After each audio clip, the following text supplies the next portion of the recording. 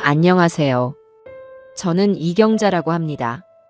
정말 큰일 날 뻔했던 제 이야기 좀 들어주세요. 저는요, 이 나이 먹도록 남부러운 것 없이 살아왔다고 자부했어요. 숟가락 2개만 들고 서울 올라와 안 해본 고생 없이 살았지만 다 늙어서는 아들 덕에 떵떵거리며 호강하고 있으니 이만하면 성공한 인생이지요. 남편은 일찍 하늘로 갔어도 제겐 하늘이 내려준 보물 같은 아들, 김민철이가 있었습니다. 어디에 내놔도 빤질빤질 윤이 나는 내 아들. 그 녀석이 바로 제 인생의 자부심이고 살아가는 이유였어요. 민철이는 어릴 적부터 똑똑하고 남달랐습니다. 동네 사람들은 물론이고 학교 선생님들까지 민철이 칭찬을 입에 달고 살았으니까요. 그런 아들이 커서는 더 번듯한 사업가가 되어 제 어깨를 이렇게나 으쓱하게 해줄 줄 누가 알았겠어요. 그날도 저는 아들이 준 상품권으로 백화점 꼭대기 커피숍에서 복자랑 마주 앉아 있었어요. 창밖으로 서울 시내가 훤히 내려다 보이는 아주 비싼 곳이었죠. 복자는 커피잔을 만지작거리면서 연신 감탄을 하더군요. 어머, 경자 너는 좋겠다. 아들이 이렇게 좋은데도 다 데려오고. 우리 집 왼수들은 지들 입에 풀칠하기도 바쁜지 내 생일날 미역국은커녕 전화 한 통이 없어. 그 말에 제 어깨가 저도 모르게 으쓱 올라갔습니다. 사실은 민철이가 바빠서 같이 오지는 못하고 상품권만 쥐어준 거지만 굳이 그런 말까지 할 필요는 없잖아요. 우리 민철이가 좀 유별나야지. 얼마 전에는 이 옷도 사줬다. 너도 알지? 텔레비전에 나오는 배우들이나 입는다는 그 상표. 이게 얼마짜리인 줄 알면 너 아마 까무러칠걸. 제가 일부러 옷깃을 매만지며 자랑을 하자 복자 눈이 동그래졌어요. 어머, 어머. 이게 그 옷이야? 아이고, 빛깔부터 다르네, 달라. 나는 이런 거 구경도 못 해봤는데. 아들 하나 정말 잘 뒀다, 경자 너는. 잘 두긴 뭘. 지가 알아서 잘 큰 거지. 그래도 이 어미 고생한 건 알아주는 것 같아서 기특하긴 해. 너는 잘 모를 거야. 내가 쟤 하나 반듯하게 키우려고 시장 바닥에서 배추파리하며 얼마나 모질게 살았는지. 옛날 고생했던 시절 이야기를 꺼내니 괜히 코끝이 찡해지는 기분이었어요. 하지만 그 고생이 있었기에 지금의 단맛이 더 크게 느껴지는 것이겠지요. 복자는 부러움이 가득한 눈으로 저를 보며 한숨을 쉬었습니다. 그러게 말이다. 너 고생한 거 이 동네에서 모르는 사람 없지. 그러니 하늘이 복을 내린 거야. 우리 아들은 대체 누굴 닮아 그 모양인지 몰라. 너무 속 썩지 마. 다 제 복 타고나는 거지. 그나저나 우리 민철이가 이번에 또 큰일을 해냈지 뭐니. 무슨 노인들을 위한 복지타운을 짓는다나 봐. 아주 좋은 집을 싸게 살 수 있게 해주는 거래. 나라에서도 상을 줘야 할 일 아니겠어? 내가 그래서 너한테도 말했잖아. 너네 영감님 퇴직금 받은 거 은행에 썩히지 말고 우리 아들한테 투자하라고. 몇 배로 불려준다니까. 제 말에 복자가 귀가 솔깃했는지 몸을 앞으로 쭉 빼더군요. 정말? 그거 아무나 할 수 있는 거야? 워낙 큰 돈이라 겁이 나서. 겁은 무슨. 내 이름, 아니 내 아들 김민철이 이름을 걸고 하는 건데 뭐가 걱정이야. 내가 너라서 특별히 알려주는 거다. 나중에 딴소리 하지 말고 생각 있으면 빨리 말해. 자리 얼마 안 남았대. 그렇게 한참을 아들 자랑에 시간 가는 줄 모르고 떠들었어요. 집으로 돌아오는 발걸음은 또 얼마나 가볍던지요. 고급 아파트 입구에 들어서면서부터 콧노래가 절로 나왔습니다. 이런 좋은 집에서 살게 해준 것도, 백화점에서 비싼 커피를 마실 수 있게 해준 것도, 친구 앞에서 어깨 펴고 자랑할 수 있게 해준 것도 다 내 아들 민철이 덕분이었어요. 그런데 그날따라 이상하게 현관문을 열었을 때 집안이 컴컴하고 조용했어요. 늘 거실 불을 환하게 켜놓고 저를 맞이하던 며느리, 이진서가 보이지 않았습니다. 아가, 나왔다. 제가 목청을 돋워 불러도 안방에서 아무런 대답이 없었어요. 이상한 마음에 안방 문을 벌컥 열자 며느리가 침대에 멍하니 걸터 앉아 있었습니다. 창문 커튼까지 다 쳐놔서 방 안은 대낮인데도 어두컴컴했고요. 아가, 너 어디 아프니? 왜 불도 안 켜고 이러고 있어? 제 목소리에 그제야 화들짝 놀란 진서가 자리에서 일어났어요. 얼굴을 보니 핏기 하나 없이 새하얗게 질려 있었습니다. 어머니, 오셨어요? 그래. 근데 네 얼굴이 왜 그 모양이야? 어디 안 좋은 데 있어? 병원이라도 가게. 아니에요, 어머니. 그냥 좀 피곤해서요. 진서는 제 눈을 피하며 부엌으로 도망치듯 가버렸어요. 저는 그저 요즘 젊은 애들이 다 그렇듯 그러려니 하고 대수롭지 않게 넘겼습니다. 하지만 그게 시작이었어요. 저녁 준비를 하는 내내 진서는 평소와 달랐습니다.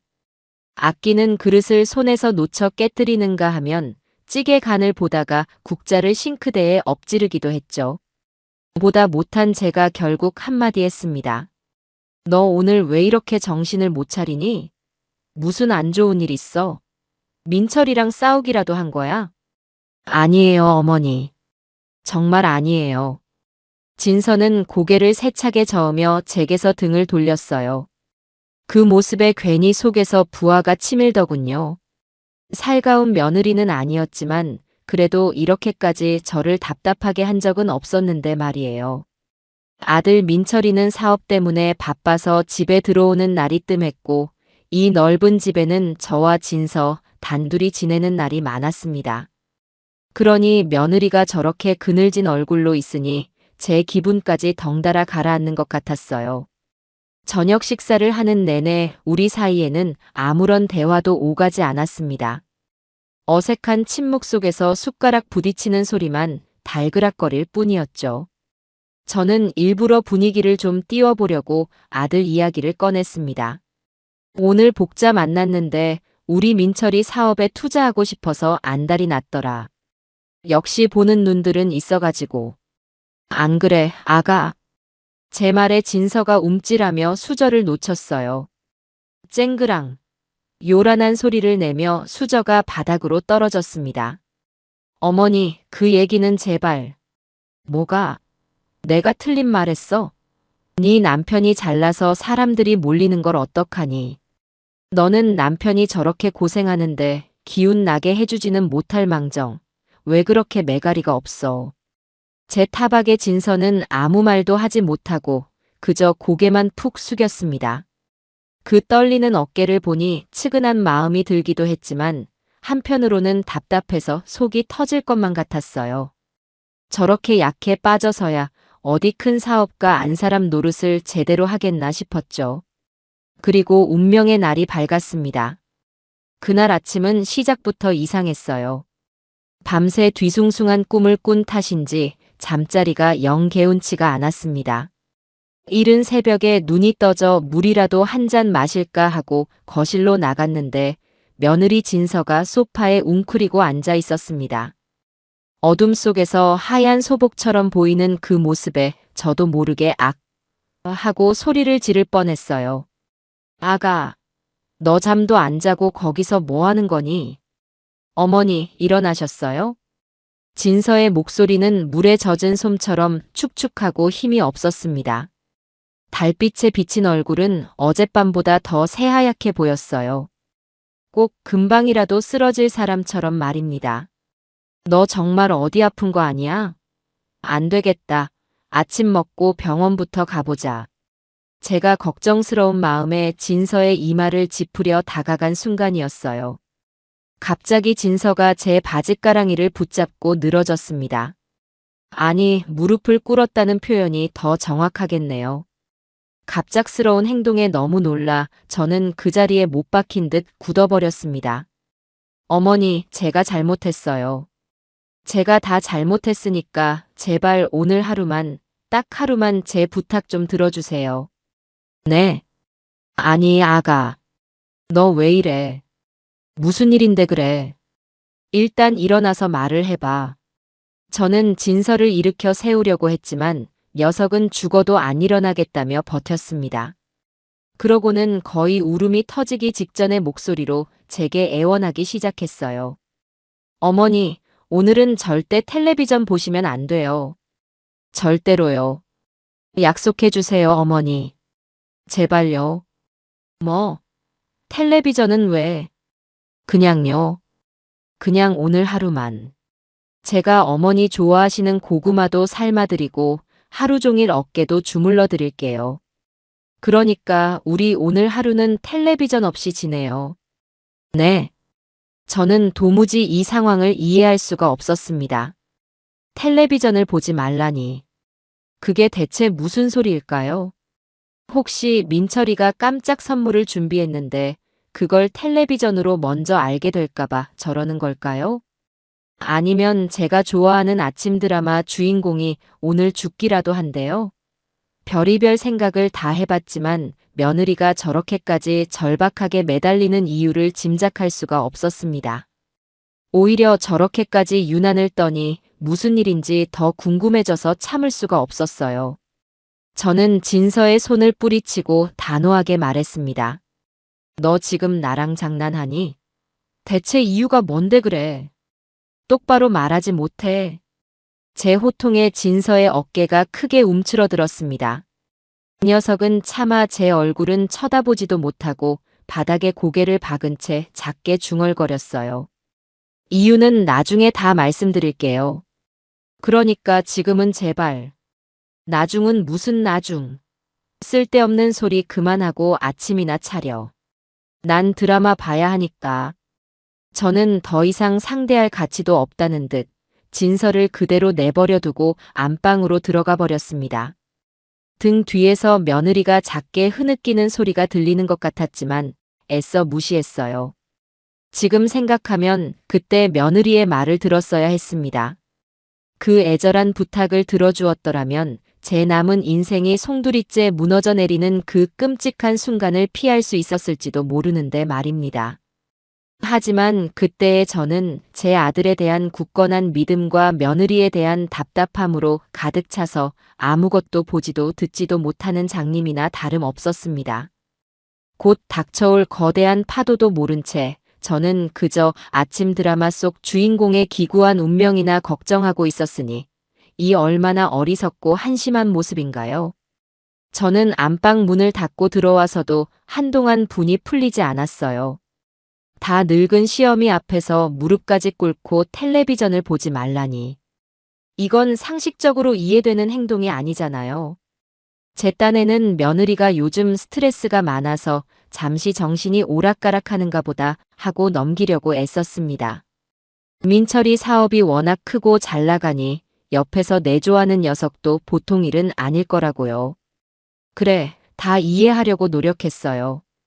하지만 그렇다고 해서 다 큰 어른이 시어머니가 하는 일에 사사건건 나서서 이래라 저래라 하는 건 버릇없는 행동이지요.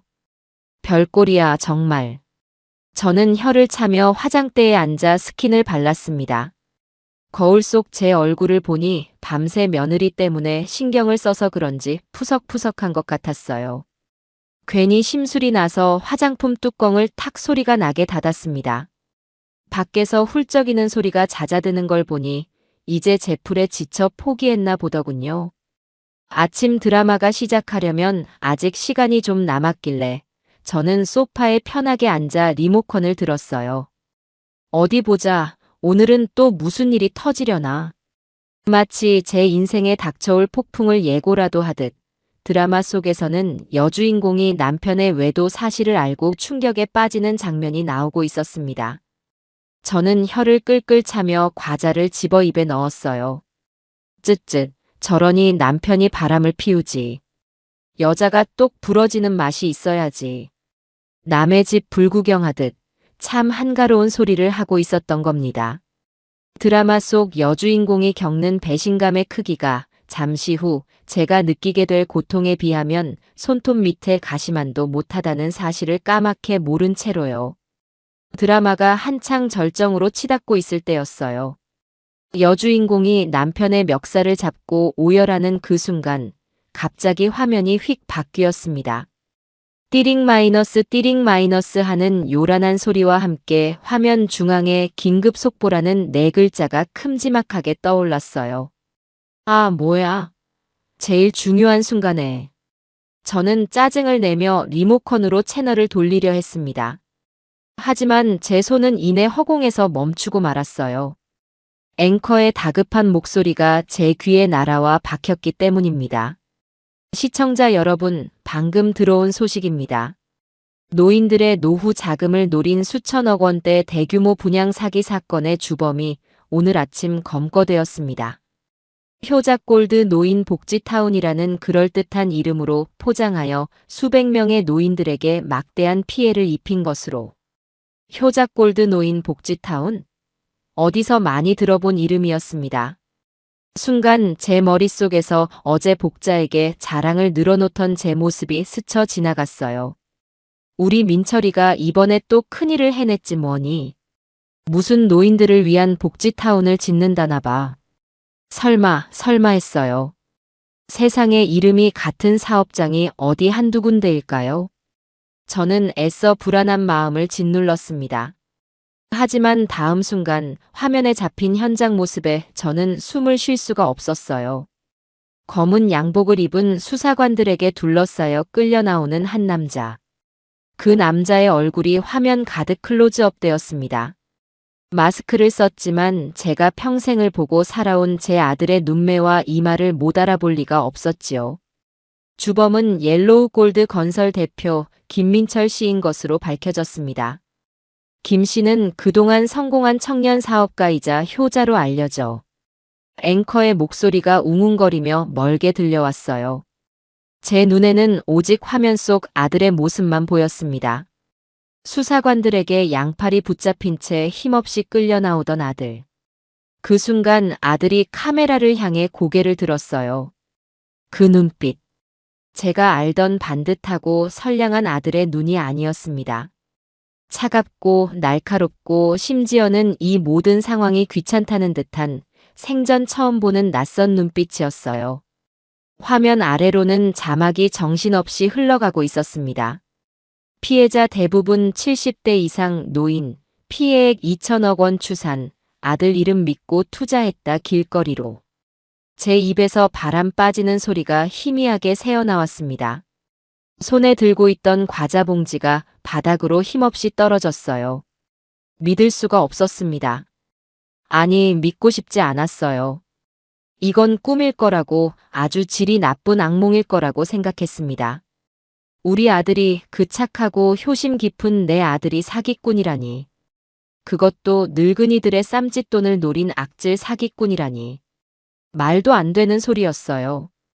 분명 무슨 오해가 있을 거라고, 동명이인이거나 아니면 누군가의 모함일 거라고 저는 필사적으로 현실을 부정했습니다. 하지만 제 귀를 파고드는 처절한 울음소리가 그것이 모두 현실임을 증명하고 있었어요. 카메라 앞으로 몰려든 할머니, 할아버지들이 땅을 치며 절규하고 있었습니다. 내 돈 내놔. 이 사기꾼 녀석아. 평생 모은 돈이다가 이놈아. 너 때문에 우리 영감 약값도 없게 생겼다. 그 아비규환 속에서 제 눈에 익은 얼굴이 들어왔습니다. 어제 저와 함께 커피를 마셨던 복자였어요. 복자는 바닥에 주저앉아 경자야, 네 아들이 나한테 어떻게 이럴 수가 있어 라며 목 놓아 울고 있었습니다. 그 모습을 본 순간 제 머릿속에서 무언가 툭 하고 끊어지는 소리가 났습니다. 어지러웠어요. 세상이 빙글빙글 돌기 시작했습니다. 며칠 전부터 안색이 파리했던 며느리의 얼굴, 오늘 아침 무릎을 꿇고 애원하던 그 절박한 모습이 눈앞을 스쳐 지나갔습니다. 어머니, 오늘은 절대 텔레비전 보시면 안 돼요. 절대로요. 진서는 모든 것을 알고 있었던 겁니다. 그래서 저를 필사적으로 말리려 했던 거예요. 저 불쌍한 것이 혼자서 얼마나 속을 태우고 있었을까요? 그런 며느리의 속도 모르고 저는 버럭버럭 화만 냈으니 이 얼마나 미련하고 멍청한 시어미인가요? 후회가 파도처럼 밀려왔지만 이미 늦었습니다. 제 심장이 발밑으로 쿵 하고 떨어지는 기분이었어요. 숨이 턱 막히고 손끝부터 시작해 온몸이 차갑게 식어갔습니다.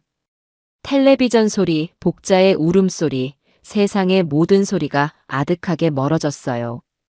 눈앞이 하얗게 변하면서 제 몸이 더 이상 제 것이 아닌 것처럼 느껴졌습니다.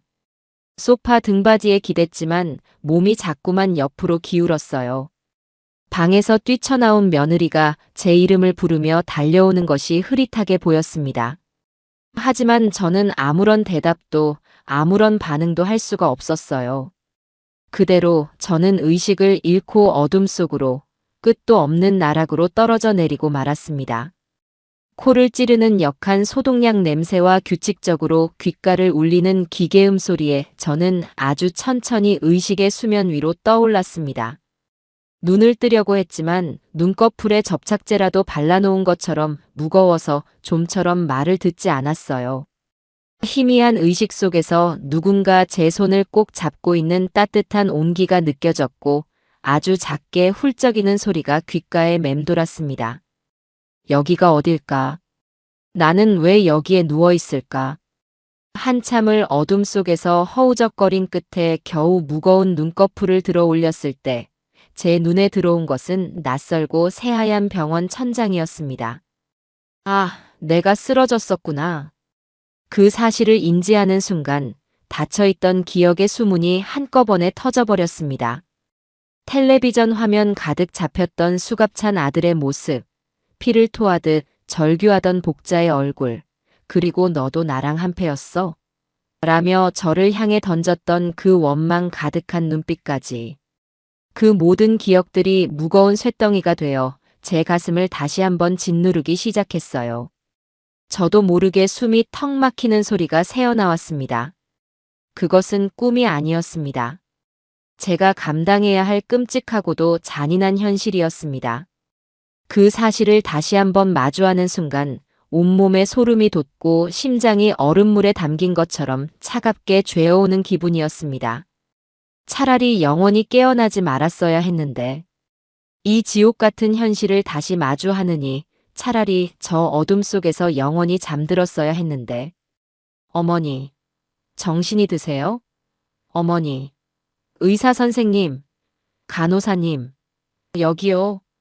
제 손을 잡고 낡은 소파에 웅크리고 있던 며느리 진서가 용수철처럼 튀어올랐습니다. 그 녀석의 얼굴은 며칠은 굶은 사람처럼 헬쑥했고 눈물과 걱정으로 범벅이 되어 그야말로 엉망진창이었습니다. 눈은 또 얼마나 울었는지 시뻘겋게 충혈되어 퉁퉁 부어 있었고요. 진서는 제 손을 잡은 채 어쩔 줄을 몰라 하며 복도로 뛰쳐나가 의사를 찾으러 허둥댔습니다.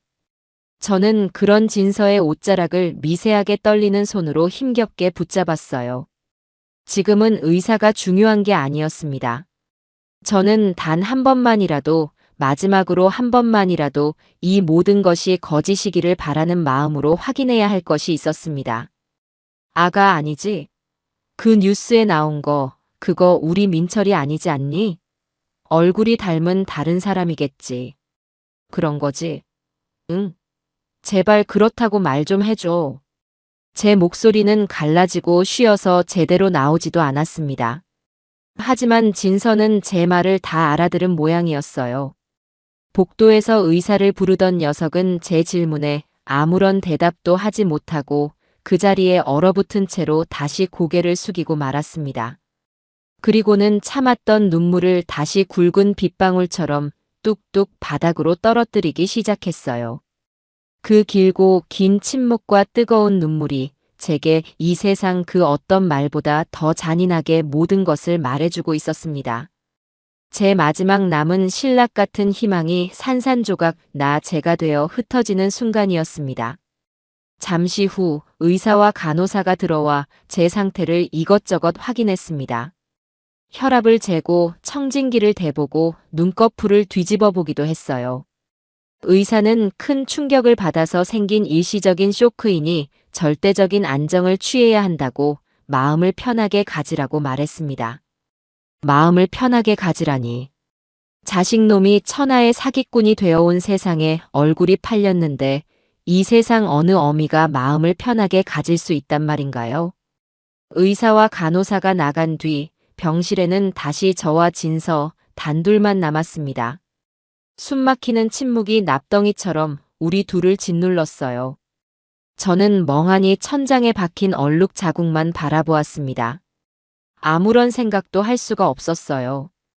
그냥 이대로 눈을 감고 영원히 깨어나지 않았으면 좋겠다는 생각, 그 생각 하나뿐이었습니다. 얼마나 지났을까요? 한참을 문 앞에서 서성거리던 진서가 훌쩍임을 멈추고 결심한 사람처럼 제 침대 옆으로 다가와 의자에 앉았습니다. 그리고는 아주 오랫동안 지옥 같은 시간 속에서 혼자서만 사겨왔을 그 끔찍하고도 무거운 이야기들을 하나씩 아주 천천히 꺼내놓기 시작했어요. 어머니, 다 제 잘못이에요. 조금 더 빨리 어머니께 말씀드렸어야 했는데 제가 너무 어리석고 겁이 많았어요. 정말 죄송해요. 저는 대답 없이 듣고만 있었어요. 지금 누구를 탓하고 원망할 기력조차 남아있지 않았습니다. 제가 그 사람이 좀 이상하다고 생각한 건 한 6개월도 더 된 것 같아요. 처음에는 그저 사업 때문에 바쁜가 보다 했어요. 밤늦게 들어오는 날이 잦아지고 주말에도 서재에 틀어박혀 밤새 누군가와 통화하는 일이 많아졌죠. 제가 무슨 일이냐고 물으면 그냥 중요한 해외 투자 건이라고 여자들은 신경 쓰지 말라고 퉁명스럽게 말할 뿐이었어요. 진서의 말에 따르면 민철이는 아주 치밀하고 계획적으로 그리고 아주 교활하게 움직였다고 해요. 처음에는 정말로 번듯한 건설 회사를 운영하는 것처럼 보였다고 합니다. 하지만 어느 순간부터 회사 돈을 야금야금 빼돌리고 있지도 않은 효자골드 노인 복지타운이라는 유령 사업을 만들어내기 시작한 거죠. 최고급 호텔처럼 보이는 조감도와 온갖 감언이설로 가득 찬 홍보 책자를 만들어서 주로 판단력이 흐린 노인들이 많이 모이는 공원이나 경로당, 복지관 같은 곳을 집중적으로 돌아다니며 사람들을 홀렸다고 합니다. 자식들한테 손 벌리지 않고 우리끼리 품위 있고 편안한 노후를 보낼 수 있는 마지막 기회입니다. 지금 계약하시면 시세의 반값으로 평생 사실 수 있는 자격을 드립니다. 이런 말도 안 되는 소리로요. 한 번은 제가 그 사람 서재를 청소하다가 사업 계획서처럼 보이는 서류 뭉치를 우연히 봤어요. 호기심에 살짝 넘겨봤는데 거기에 이렇게 적혀 있더군요. 주요 공략 대상 70대 이상 독거노인 및 금융 지식이 부족한 노년 부부. 자식과의 관계가 소원할수록 성공 확률 높음. 저는 그때 온몸에 소름이 돋았어요. 어머니, 이건 사업이 아니라 덫을 놓고 벌이는 사냥이었던 거예요. 진서는 그 사실을 알고 그날 밤 민철이에게 따졌다고 합니다. 이게 다 무슨 짓이냐고 당장 그만두지 않으면 어머니께 모든 것을 말씀드리겠다고요. 그러자 민철이는 태연한 얼굴로 비웃으며 이렇게 말했다고 해요. 어머니, 우리 어머니가 그 말 듣고 어떻게 될 것 같아? 평생 아들 하나만 보고 살아온 분이야. 자식 잘못 키웠다는 충격에 혈압 올라 쓰러지실걸. 너 때문에 우리 엄마 잘못되기라도 하면 그건 다 네 책임이야. 너는 네 손으로 시어머니를 죽이는 살인자가 되는 거라고. 그 악마 같은 협박에 진서는 아무것도 할 수가 없었다고 합니다. 제게 사실을 말했다가 제가 정말 쓰러지기라도 할까봐, 그리고 이성을 잃은 민철이가 자신과 자기 친정 식구들에게 무슨 짓을 할지 몰라 너무나 무서웠다고요. 그래서 혼자서 몰래 증거를 모으기 시작했답니다. 민철이의 통화 내용을 녹음하고 서재에 숨겨둔 비밀 서류들을 한밤중에 몰래 사진으로 찍어두면서요. 언젠가는 이 모든 것을 세상에 밝혀야 한다는 생각, 그 생각 하나만으로 하루하루를 지옥 속에서 버텨왔다고 했습니다. 제가 너무 한심하고 바보 같죠, 어머니? 좀 더 용기를 냈어야 했는데. 그래서 피해가 이렇게 눈덩이처럼 커지기 전에 막았어야 했는데. 저 때문에 더 많은 분들이. 진서는 자책하며 말을 잇지 못하고 오열했습니다. 저는 그런 며느리를 보니 가슴이 미어졌어요. 저 어리고 여린 것이 혼자서 얼마나 무섭고 외롭고 고통스러웠을까요? 제가 조금만 더 일찍 며느리의 그늘진 얼굴을 알아보고 아가, 무슨 일 있니? 하고 따뜻하게 물어봐 주었더라면 이렇게까지 되지는 않았을지도 모릅니다. 모든 것은 아들을 맹목적으로 믿고 며느리의 고통을 애써 외면한 제 잘못이었습니다. 이야기를 듣는 내내 저는 눈물 한 방울 흘리지 않았어요. 너무 큰 충격을 받으면 오히려 눈물이 나지 않는다는 말을 그때 처음으로 실감했습니다. 가슴속에 커다란 쇳덩이가 들어앉은 것처럼 답답하고 뜨거운 불덩이가 목구멍으로 치밀어 오르는 것 같았어요. 내 아들이 내가 내 목숨처럼 사랑하고 내 모든 것을 바쳐 키운 내 아들이 어떻게 그런 악마 같은 짓을 할 수 있었을까요? 사람의 탈을 쓰고 어떻게 자기 부모뻘 되는 불쌍한 늙은이들의 등을 칠 수가 있었을까요? 한참 동안 말이 없던 제가 모래알이 굴러가는 것처럼 껄끄러운 목소리로 힘겹게 입을 열었습니다. 내 친구 복자는 어떻게 됐니? 전 재산을 다 넣었다고 하던데. 제 질문에 진서는 한참을 망설이다가 휴대폰을 꺼내 들었습니다. 그리고는 떨리는 손으로 영상 하나를 제게 보여주었어요. 경찰서 앞에서 기자들에게 둘러싸여 울고 있는 피해자들의 모습이었죠. 그리고 그 중심에 제 50년 지기 친구 복자가 있었습니다. 머리는 산발이 되고 얼굴은 눈물로 엉망이 된 채 복자는 마이크를 붙잡고 악을 쓰듯 울부짖었어요. 내가 내 친구 경자 말만 믿고 그년이 지 아들놈이 얼마나 효자고 얼마나 반듯한 놈이라고 나한테 입이 마르고 닳도록 자랑을 해서. 그래서 우리 영감 마지막 수술하려고 자식들한테 아쉬운 소리 해가며 빌린 돈까지 전부 다 털어 넣었어. 근데 이게 다 사기라니. 이게 다 거짓말이라니. 경자야, 너는 정녕 몰랐어? 아니면 알면서도 나를 속인 거야? 너도 나랑 한패가 돼서 내 돈을 등쳐먹은 거냐고. 말 좀 해봐, 이 나쁜 년아. 복자는 저를 원망하고 있었습니다. 저를 철천지원수 보듯 공범으로 의심하며 절규하고 있었어요. 그 모습을 본 순간 저는 결국 참았던 눈물을 터뜨리고 말았습니다. 가슴을 치고 머리를 쥐어뜯으며 짐승처럼 통곡했어요. 제가 무슨 짓을 한 걸까요? 제가 아들 자랑을 하고 다니며 복자를 부추긴 것이나 다름없었습니다. 제가 복자를 사기 구렁텅이로 제 손으로 직접 밀어넣은 공범이었던 겁니다. 차라리 저를 찾아와 욕을 하고 머리채를 잡았으면 속이라도 시원했을 텐데 저를 믿었던 만큼 사무치는 배신감에 몸부림치는 친구의 모습을 보니 심장이 갈기갈기 찢어져 가루가 되는 것 같았어요. 어머니 진정하세요. 이러다 정말 큰일 나세요. 제발요, 어머니. 진서가 저를 부축하며 함께 울었습니다. 하지만 저는 멈출 수가 없었어요. 제 아들 때문에 평생의 터전을 잃고 길거리에 나앉게 된 수많은 사람들, 그리고 50년 우정을 나눈 친구에게 씻을 수 없는 상처를 준 제 자신이 너무나 원망스러워 견딜 수가 없었습니다.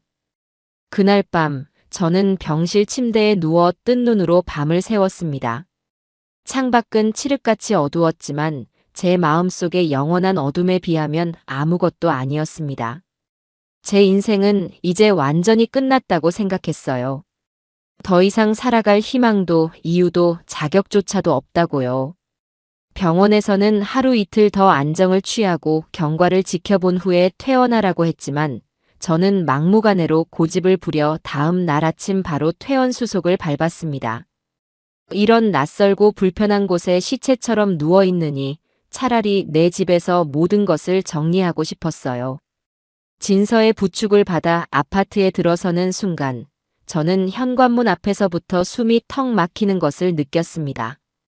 불과 이틀 전 아침까지만 해도 세상에서 가장 안락하고 자랑스러운 나의 왕국이었던 이 집이 지금은 마치 거대한 무덤처럼 혹은 내 아들의 범죄 사실을 전시해 놓은 징그러운 박물관처럼 느껴졌어요. 거실에 들어서자 이틀 전 아침에 끔찍한 기억이 마치 어제의 일처럼 생생하게 되살아나 저를 덮쳤습니다. 제가 정신을 잃고 쓰러졌던 바로 그 소파 앞에는 아직도 제가 먹다 흘린 과자 부스러기들이 어지럽게 흩어져 있었어요. 그리고 그 맞은편에는 모든 불행의 시작이었던 저주스러운 텔레비전이 마치 거대한 검은 무덤처럼 입을 꾹 다문 채 덩그러니 놓여 있었습니다. 저는 마치 귀신이라도 본 사람처럼 비틀거리며 뒷걸음질 쳤습니다. 어머니, 괜찮으세요? 힘드시면 방에 들어가서 좀 누우세요. 진서가 걱정스러운 얼굴로 제 팔을 붙잡았지만 저는 고개를 저었어요. 이 집안에 제 발로 다시 들어선 이상, 더 이상 현실을 외면하고 도망칠 수는 없었습니다. 저는 결심한 사람처럼 천천히, 아주 천천히 집 안을 둘러보기 시작했어요. 마치 처음 와보는 낯선 공간을 살피듯이요. 민철이가 어버이날 선물이라며 사준 앉으면 구름처럼 온몸이 푹 꺼지던 이탈리아제 최고급 소파. 제 결혼 기념일 선물이라며 바꿔준 벽 한쪽을 가득 채운 영화관처럼 커다란 텔레비전. 그리고 제 방으로 들어가자 제 눈에 가장 먼저 들어온 것은 화장대 위에서 조명빛을 받아 영롱하게 번쩍이는 보석함과 옷장. 문을 열자마자 위용을 뽐내며 걸려있는 이틀 전 복자에게 그렇게나 자랑했던 바로 그 비싼 모피 코트였습니다. 그 모든 것들이 이제는 더 이상 제 인생의 훈장도 자랑거리도 아니었어요. 그것들은 모두 제 아들이 다른 사람들의 눈에서 피눈물을 뽑아내고 그들의 인생을 송두리째 훔쳐서 마련한 추악한 증거물이었습니다. 저 푹신한 소파에는 평생 모은 돈을 날린 어느 할아버지의 깊은 한숨이 묻어있는 것 같았고, 저 커다란 텔레비전에서는 제 친구 복자의 처절한 절규가 환청처럼 들려오는 듯했습니다. 보석함의 다이아몬드는 억울하게 모든 것을 빼앗긴 어느 할머니의 눈물 방울처럼 보였고, 옷장 속 모피 코트는 수많은 피해자들의 살점을 잔인하게 뜯어 기워 만든 것처럼 징그럽고 역겹게 느껴졌어요. 으아악! 저는 저도 모르게 목이 찢어져라 비명을 질렀습니다. 그리고는 마치 홀린 사람처럼 옷장으로 달려가 그 혐오스러운 모피 코트를 거칠게 끌어내렸어요. 제 손끝에 닿는 부드럽고 윤기나던 그 감촉이 이제는 마치 끈적끈적하고 비릿한 피가 묻어있는 것처럼 느껴져 온몸에 소름이 끼쳤습니다. 어머니, 왜 그러세요? 제발 진정하세요. 놀란 진서가 달려와 제 허리를 끌어안으며 말렸지만 저는 짐승처럼 울부짖으며 며느리를 뿌리쳤어요. 그리고는 부엌으로 달려가 서랍에서 가장 크고 날이 잘 드는 주방 가위를 꺼내 들었습니다. 저는 그 모피 코트를 거실 바닥에 내동댕이 치고 가위로 사정없이 자르기 시작했습니다. 싹둑 싹둑 가위날이 번뜩일 때마다 부드러운 털들이 힘없이 잘려나가 허공을 먼지처럼 떠다녔어요. 그것은 단순한 옷이 아니었습니다. 제 아들에 대한 맹목적이고 어리석었던 믿음, 세상 물정 하나 모르고 아들이 벌어다 주는 더러운 돈으로 호의호식했던 지난날의 제 자신 그리고 친구 앞에서까지 잘난 척하며 으스대던 제 천박한 허영심의 결정체였죠. 저는 그 모든 것을 잘라내고 있었습니다. 이 더러운 집에서 제 인생에서 영원히 도려내고 있었습니다. 어머니, 제발 그만하세요. 그러다 다치세요. 진서가 울면서 제 손에서 가위를 뺏으려고 했지만 그때의 저는 아무도 말릴 수 없는 분노와 광기에 휩싸여 있었습니다. 한참 동안이나 미친 사람처럼 가위질을 해대자 얼마 전까지만 해도 수백만 원을 호가하며 제 어깨를 으쓱하게 만들어주던 모피 코트는 이제 형체도 알아볼 수 없는 너덜너덜한 걸레 조각이 되어 바닥에 나뒹굴었어요. 저는 숨을 헐떡이며 그 자리에 주저앉았습니다. 온몸에서 힘이 쭉 빠져나갔지만 이상하게도 가슴을 짓누르던 커다란 돌덩이가 조금은 작아진 듯한 기분이었습니다. 그렇게 한바탕 광란의 소동을 치르고 난 뒤 저는 넋이 나간 사람처럼 한참을 바닥에 앉아 있었어요. 진서는 아무 말 없이 제 곁을 지키며 빗자루와 쓰레받기를 가져와 묵묵히 거실 바닥에 흩어진 털 조각들을 쓸어 담았습니다. 얼마나 시간이 흘렀을까요? 제가 먼저 침묵을 깨고 마른 입술을 열었습니다. 아가. 네, 어머니. 나는 이 집에서 단 하루도 더는 못 살겠다. 진서는 말없이 저를 바라보았습니다. 여기에 있는 모든 것들이, 저 소파도, 저 텔레비전도, 이 집조차도 다 그 애가 남의 눈에서 피눈물 뽑아서 훔쳐온 것들이야. 나는 도둑의 어미였어. 이런 도둑의 소굴에서 내가 어떻게 숨을 쉬고 어떻게 발 뻗고 잠을 잘 수가 있겠니? 제 말에 진서는 조용히 고개를 끄덕였습니다. 저는 비틀거리며 자리에서 일어나 안방 서랍 가장 깊숙한 곳에 넣어두었던 제 명의로 된 집문서와 땅문서 몇 개를 꺼내왔어요. 모두 민철이가 사업이 잘 된다며 세금 문제 때문에 그런다고 제게 맡겨두었던 재산들이었습니다. 저는 그것들을 진서 앞에 내밀었습니다. 이것도 다 그의 돈일 게다. 아니, 그의 돈이 아니지. 우리 불쌍한 피해자들 돈이지. 이것들을 다 팔아서 먼지 한 톨이라도 그분들께 돌려드려야겠다. 어머니. 진서의 눈에 다시 눈물이 차올랐습니다. 저는 그런 며느리의 손을 잡고 진심으로 사과했어요. 그리고 아가. 너한테는 정말 면목이 없다. 내가 네 인생을 망쳤어. 저런 악마 같은 놈인 줄도 모르고 너를 내 며느리로 들였으니 내가 평생 갚아도 못 갚을 죽을 죄를 지었다. 어서 이 집을 떠나거라. 너는 아직 젊고 새 인생을 시작해야지. 이런 끔찍한 집구석에 더는 발 묶여있지 말고. 그러자 진서는 제 손을 더욱 꽉 잡으며 고개를 세차게 저었습니다. 아니에요, 어머니. 어머니 잘못이 아니에요. 그리고 저 안 떠나요. 이제 이 집에는 어머니랑 저 둘뿐이에요. 제가 어머니를 지켜드릴 거예요. 이제부터는 제가 어머니 딸 할래요. 그 말에 저는 결국 또다시 뜨거운 눈물을 터뜨리고 말았습니다. 이런 지옥 같은 상황에서 저를 원망하기는커녕 오히려 저를 지키고 제 딸이 되어주겠다는 며느리가 너무나 고맙고 대견해서 가슴이 미어졌어요. 저는 아들을 잃었지만 어쩌면 진짜 딸 하나를 얻은 것일지도 모른다는 생각이 들었습니다. 그 순간 제 머릿속을 가득 채우고 있던 절망의 안개가 걷히고 앞으로 제가 무엇을 해야 할지 길이 선명하게 보이기 시작했습니다. 이대로 주저앉아 울고만 있을 수는 없었습니다. 아들이 저지른 죄는 아들의 몫이지만 그 죄의 뿌리를 뽑고 조금이라도 바로잡는 것은 그 악마를 세상에 내놓은 어미로서 제게 남겨진 마지막 책임이자 속죄의 길이었습니다. 저는 결심한 사람처럼 자리에서 벌떡 일어났습니다. 그리고 진서를 보며 전과는 비교할 수 없이 단호하고 강한 목소리로 말했어요. 아가, 옷 입어라. 네. 어디 가시게요? 경찰서에 가야겠다. 경찰서요? 민철 씨 면회 가시게요? 가서 탄원이라도. 진서의 물음에 저는 고개를 가로저었습니다. 아니, 내 아들놈 잡는 거 도와주러 간다. 아니, 내 아들놈뿐만 아니라 그놈이랑 붙어먹은 공범놈들까지 모조리 다 잡아넣는 거 내가 도와주러 간다. 제 말에 진서의 눈이 동그래졌어요.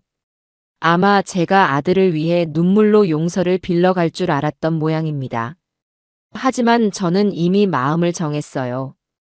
김민철은 더 이상 제 아들이 아니었습니다.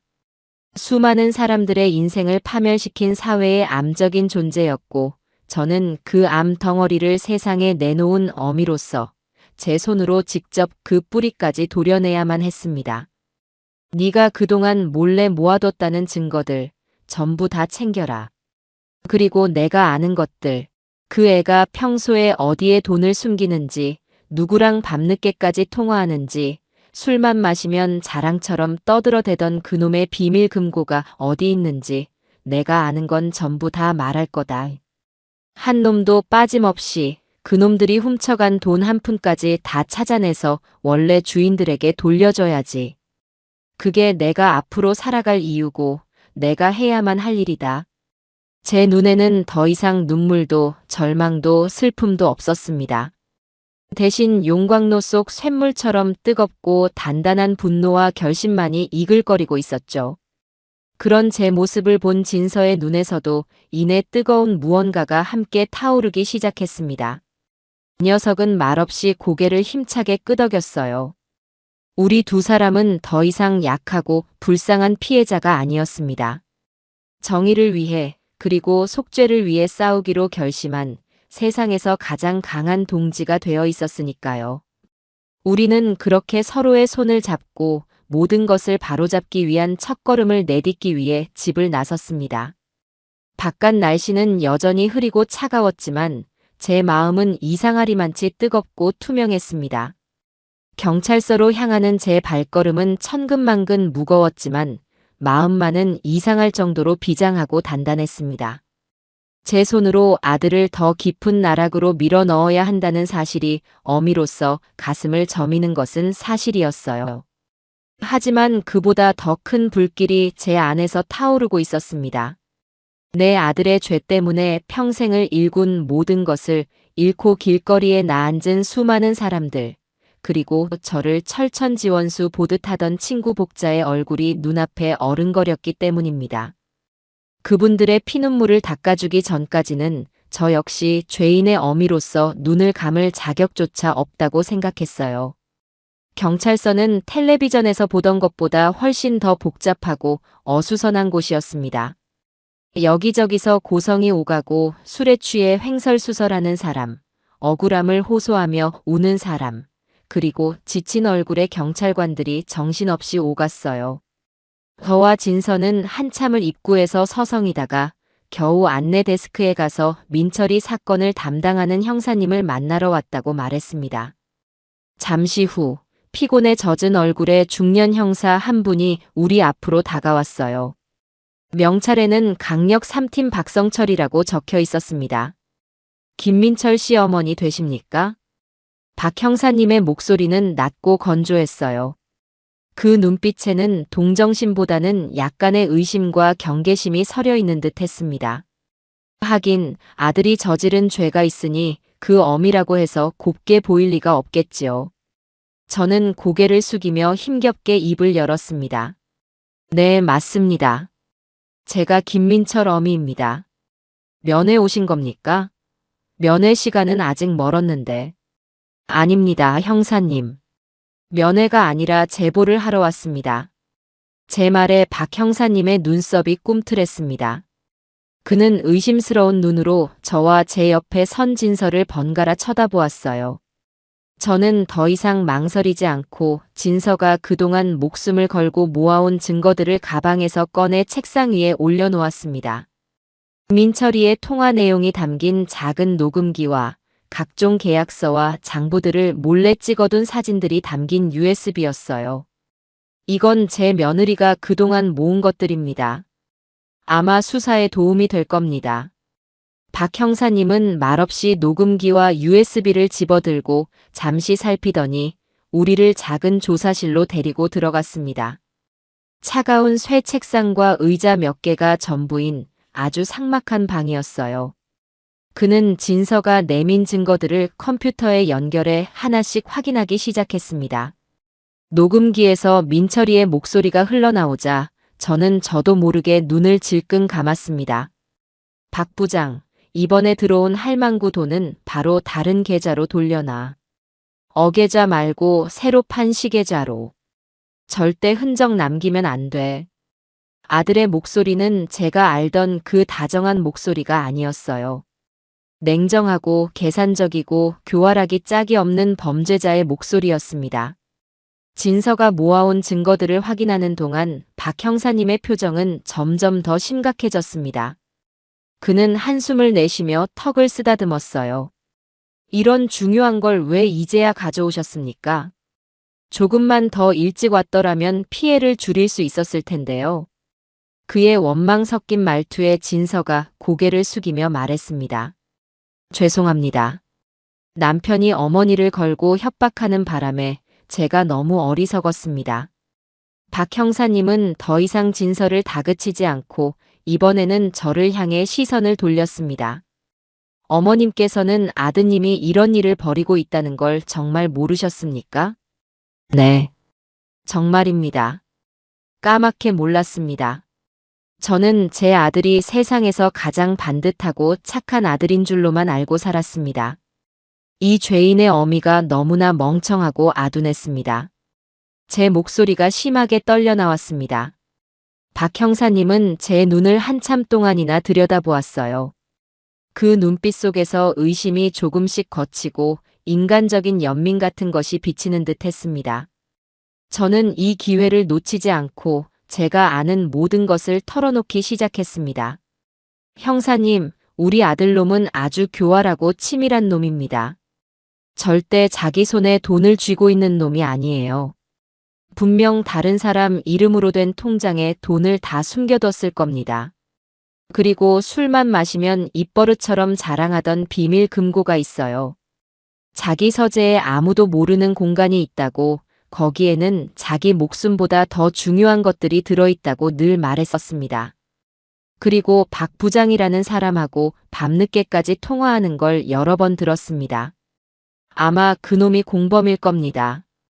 저는 제가 기억하는 모든 것, 민철이가 무심코 흘렸던 말 한마디까지 전부 다 쏟아냈습니다.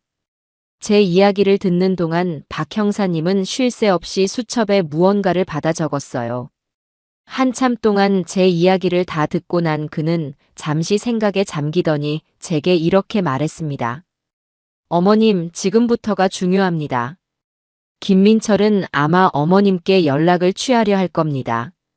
분명 억울하다며 눈물로 호소하며 어머님의 마음을 약하게 만들려고 하겠죠. 그리고 분명 무언가를 부탁할 겁니다. 증거를 숨겨달라거나 누군가에게 뭘 전달해달라거나. 그때 절대로 넘어가시면 안 됩니다. 저희에게 바로 연락을 주셔야 합니다.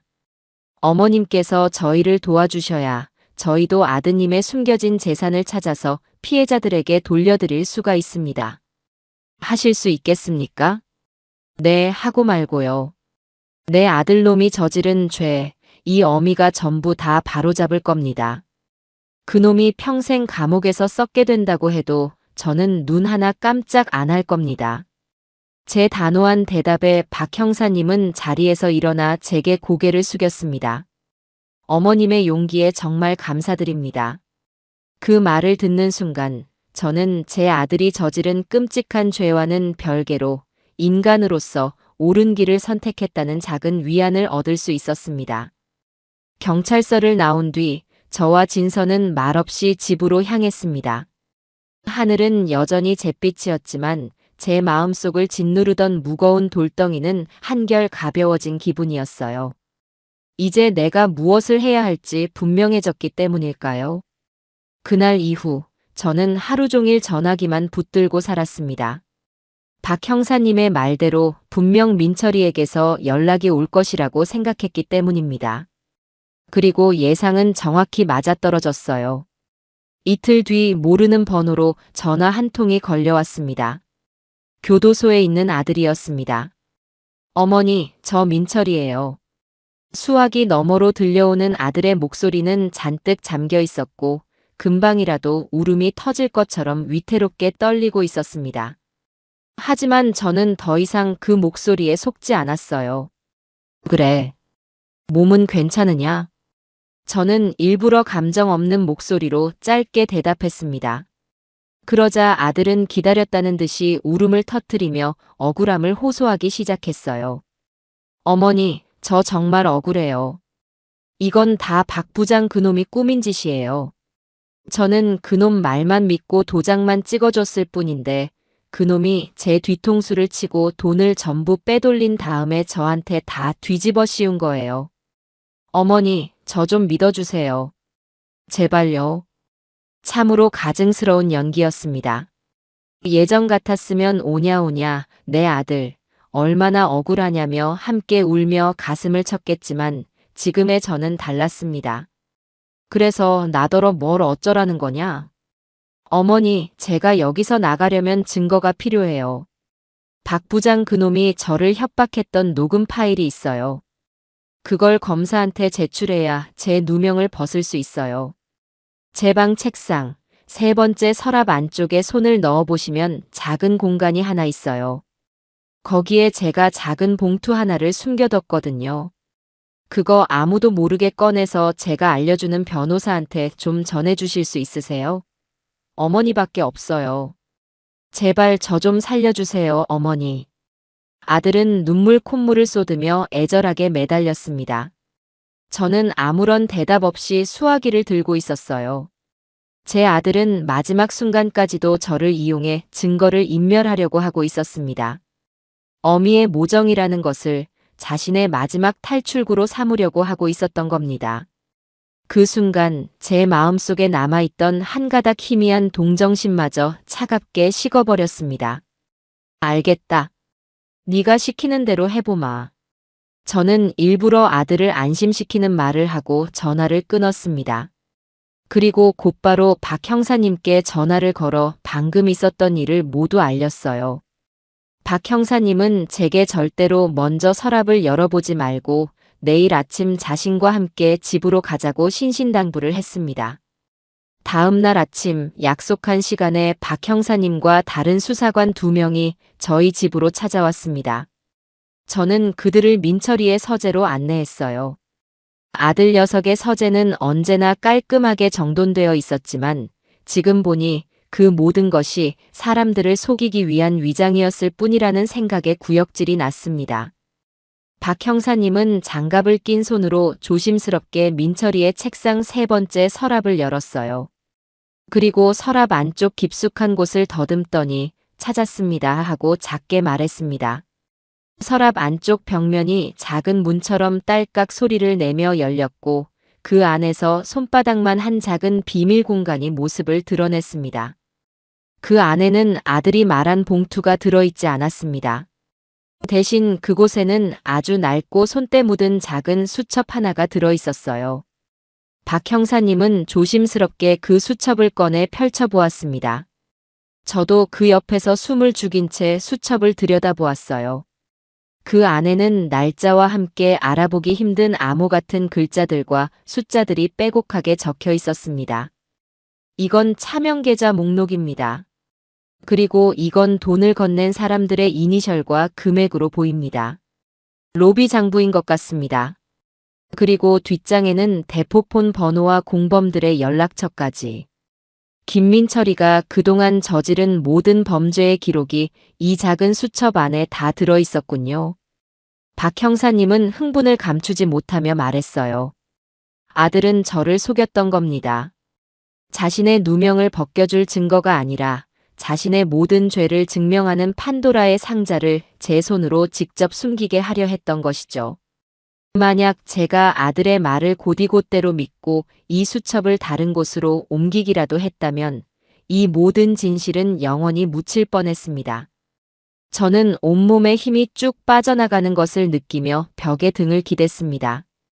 배신감에 눈물이 날 법도 한데 이상하게 눈물은 나오지 않고 헛웃음만 나왔어요.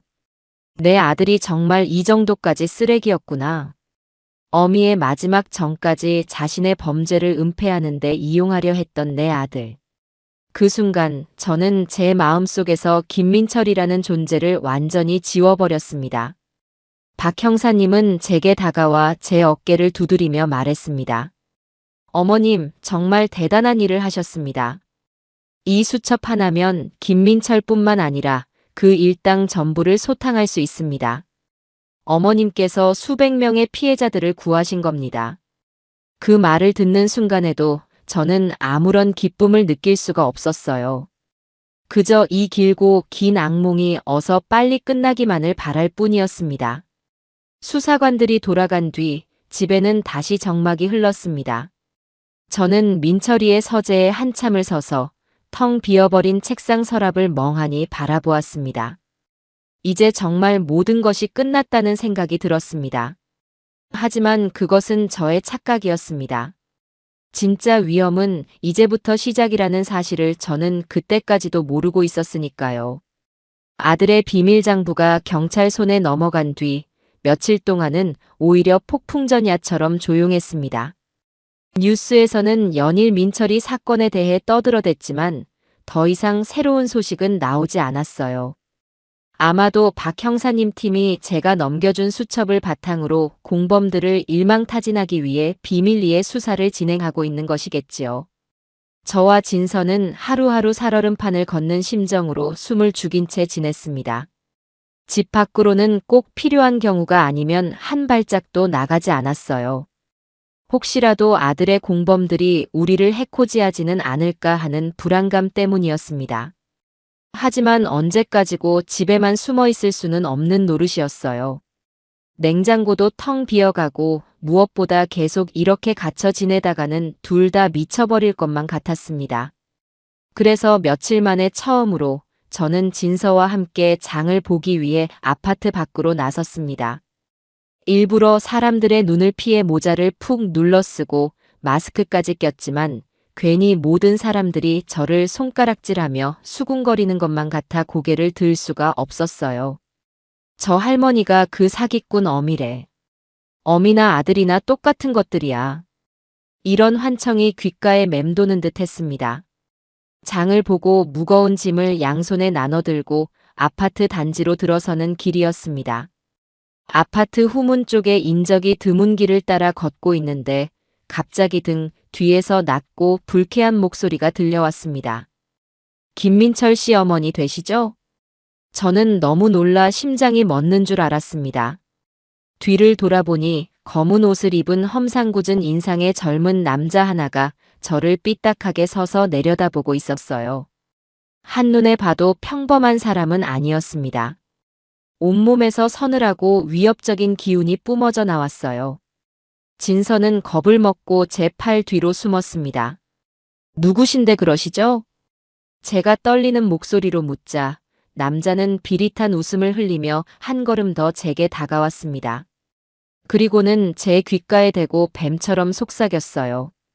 쓸데없는 짓은 그만하는 게 좋을 겁니다, 할머니. 괜히 긁어부스럼 만들지 말라고요.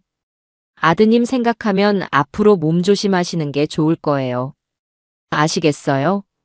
그 말을 남기고 남자는 유유히 어둠 속으로 사라졌습니다. 저는 그 자리에 얼어붙은 채 한동안 꼼짝도 할 수가 없었어요.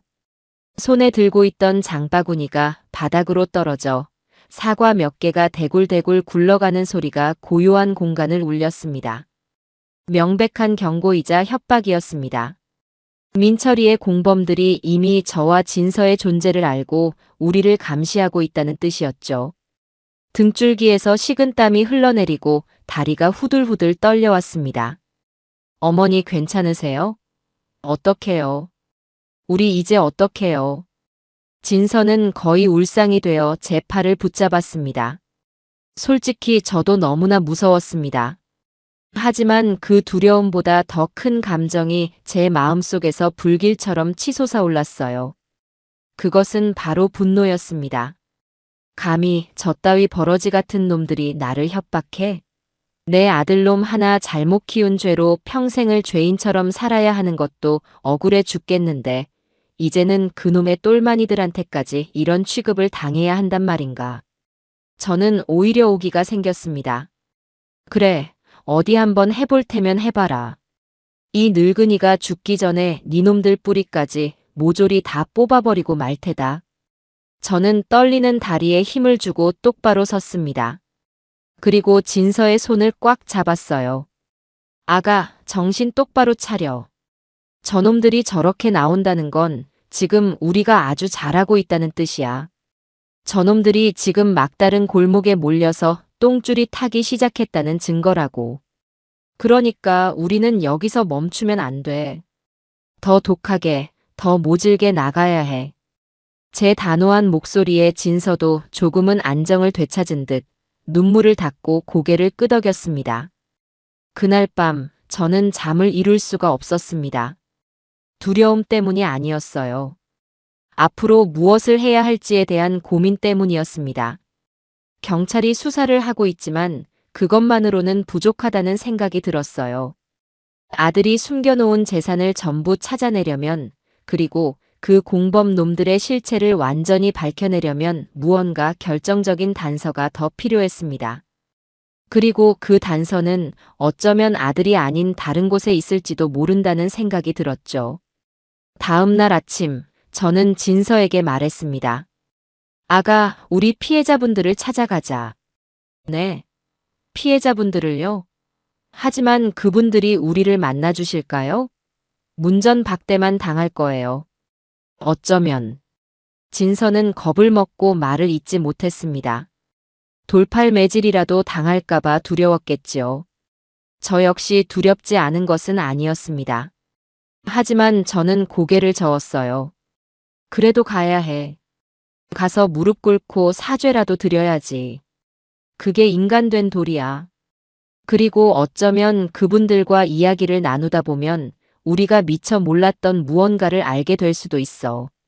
민철이가 그분들에게 접근했을 때 무슨 말을 했는지, 또 다른 공범은 없었는지, 뭐라도 단서가 될 만한 게 있을지 몰라. 제 설득에 진서도 마지못해 고개를 끄덕였습니다. 저희는 수소문 끝에 이번 사건의 피해자들이 임시로 모여 지내는 작은 쉼터가 있다는 것을 알게 되었습니다. 시에서 마련해준 낡은 경로당 건물을 개조한 곳이었어요. 그곳으로 향하는 길은 마치 사형장으로 끌려가는 죄수처럼 발걸음이 떨어지지 않았습니다. 쉼터 문을 열고 들어서는 순간 수십 개의 눈동자가 일제히 저희에게로 향했습니다. 그 눈빛들 속에는 원망, 분노, 경멸, 그리고 깊은 절망이 뒤섞여 있었어요. 방 안의 공기는 무겁고 차갑게 가라앉아 있었습니다. 여기저기서 한숨과 탄식이 흘러나왔고 몇몇 분들은 넋이 나간 사람처럼 허공만 바라보고 있었어요. 제 아들 김민철이가 바로 이 평범하고 선량한 사람들의 인생을 송두리째 앗아간 것이었습니다. 저는 그분들 앞에 나아가 진서와 함께 바닥에 무릎을 꿇었습니다. 그리고는 차가운 바닥에 이마를 대고 깊이 머리를 조아렸어요. 죄송합니다. 정말 죄송합니다. 제가 죽을 죄를 지었습니다. 제 아들놈을 대신해서 이 죄인의 어미가 무릎 꿇고 사죄드립니다. 제 목소리는 형편없이 떨리고 갈라졌습니다. 한동안 아무도 말이 없었어요. 싸늘한 침묵만이 저희를 짓눌렀습니다. 그때 한쪽 구석에서 익숙한 목소리가 들려왔습니다. 이제 와서 사죄하면 뭐가 달라지는데? 죽은 우리 영감이 살아 돌아오기라도 한데? 네 아들놈 때문에 평생 모은 돈 다 날리고 충격으로 우리 영감은 눈도 못 감고 저 세상 갔어. 근데 이제 와서 죄송하다고? 그딴 말 들으려고 여기 온 거 아니니까 당장 나가. 고개를 들어보니 제 친구 복자였습니다. 며칠 사이에 복자는 폭삭 늙어 할머니가 되어버린 모습이었습니다. 핏기 없는 얼굴과 퀭한 눈, 부스스한 머리. 저를 향해 소리치는 그 눈에서는 피눈물이 흐르는 것 같았어요.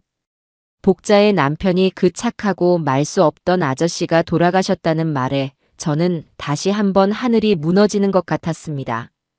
복자야, 정말 미안하다. 내가 무슨 말을 할 수 있겠니? 그 입 닥쳐. 네 그 더러운 입으로 내 이름 부르지 마. 너랑 네 아들놈 때문에 내 인생은 끝났어. 당장 내 눈앞에서 사라져. 복자는 옆에 있던 방석을 집어 제게 던졌습니다. 다른 분들도 덩달아 저희에게 비난을 퍼붓기 시작했어요. 사기꾼의 어미가 여긴 왜 와? 당신들도 한패 아니야? 어디서 착한 척 연기하고 있어? 경찰에 꼰질렀다고 하더니 이제 와서 동정이라도 받으려고 온 거냐? 욕설과 원망이 비수처럼 날아와 제 가슴에 박혔습니다. 저는 그 모든 비난을 묵묵히 온몸으로 받아냈어요. 그래요, 저는 맞아 죽어도 싼 죄인이었습니다. 그렇게 한바탕 소동이 지나가고 사람들이 지쳐서 씩씩거리고 있을 때였어요. 방 한쪽에서 휠체어를 탄 할아버지 한 분이 조용히 입을 열었습니다. 다들 그만들 좀 하시오. 저 양반이라고 편하겠소? 자식 잘못 키운 죄로 평생 가슴에 피멍이 들 텐데. 그리고 저 양반이 아들놈 비밀장부 경찰에 넘겨준 덕분에 공범놈들 잡을 희망이라도 생긴 거 아니오. 그 말에 웅성거리던 사람들도 조금씩 조용해졌습니다. 저는 고개를 들어 그 할아버지를 바라보았어요. 그분은 힘없는 미소를 지으며 제게 말했습니다. 나는 김민철 그놈한테 2번 속은 사람이오. 처음에는 땅을 팔라고 찾아와서 아주 헐값에 넘겼고 그 돈마저 복지타운에 투자하라고 해서 다 털어넣었지. 평생 농사만 짓고 살아온 늙은이가 뭘 알았겠소. 그냥 아들 같고 손주 같아서 믿었던 거지. 할아버지의 이야기를 시작으로 다른 분들도 하나둘씩 자신들의 기막힌 사연을 털어놓기 시작했습니다. 다들 제 아들 민철이의 그 선량해 보이는 얼굴과 효자라는 소문에 감쪽같이 속아 넘어갔던 것이었어요. 저는 그분들의 이야기를 들으며 죄책감에 고개를 들 수가 없었습니다. 이야기를 나누는 동안 저는 혹시라도 단서가 될 만한 것이 있을까 싶어 집에서 가져온 낡은 사진첩 하나를 꺼냈습니다. 민철이의 어릴 적 사진들이 담겨 있는 앨범이었어요. 이 앨범을 왜 들고 왔는지 저도 잘 모르겠습니다. 어쩌면 이 선량한 분들에게 제 아들도 처음부터 악마는 아니었다고 이렇게 천사처럼 웃던 시절도 있었다고 보여주고 싶었던 걸지도 모릅니다.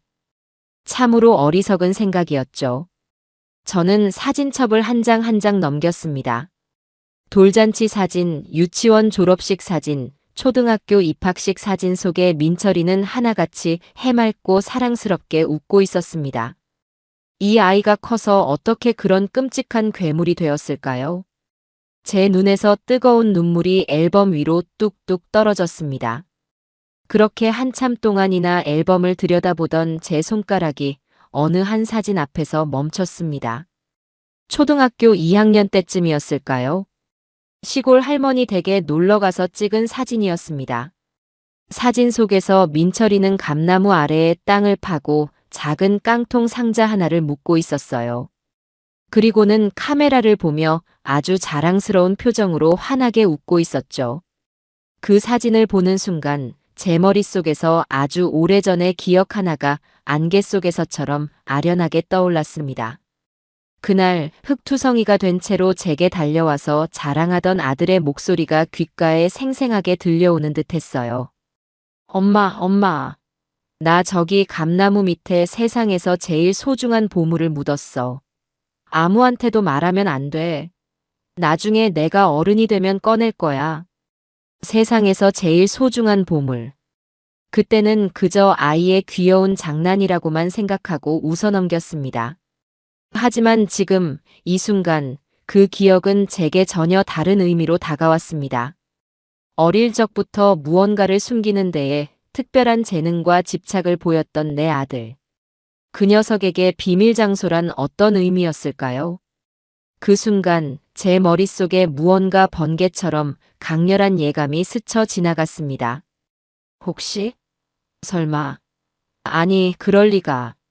하지만 한번 피어오른 의심의 불씨는 걷잡을 수 없이 타오르기 시작했습니다. 어쩌면 그 감나무 아래에 내 아들이 숨겨둔 마지막 진실이 잠들어 있을지도 모른다는 미친 생각이 제 온몸을 전율처럼 휩싸고 있었습니다. 쉼터에서 집으로 돌아오는 내내 제 머릿속은 온통 시골집 감나무 생각뿐이었습니다. 사진 속에서 환하게 웃고 있던 어린 아들의 모습과 세상에서 제일 소중한 보물이라며 속삭이던 그 목소리가 계속해서 귓가에 맴돌았어요. 물론 이건 다 늙은 할머니의 헛된 망상일 수도 있었습니다. 십수년도 더 지난 어린아이의 장난을 가지고 제가 너무 심각하게 생각하는 것일 수도 있었죠. 하지만 제 마음속에 어떤 직감 같은 것이 그곳에 반드시 가봐야 한다고, 그곳에 모든 것을 끝낼 수 있는 마지막 열쇠가 숨겨져 있다고 강하게 속삭이고 있었습니다.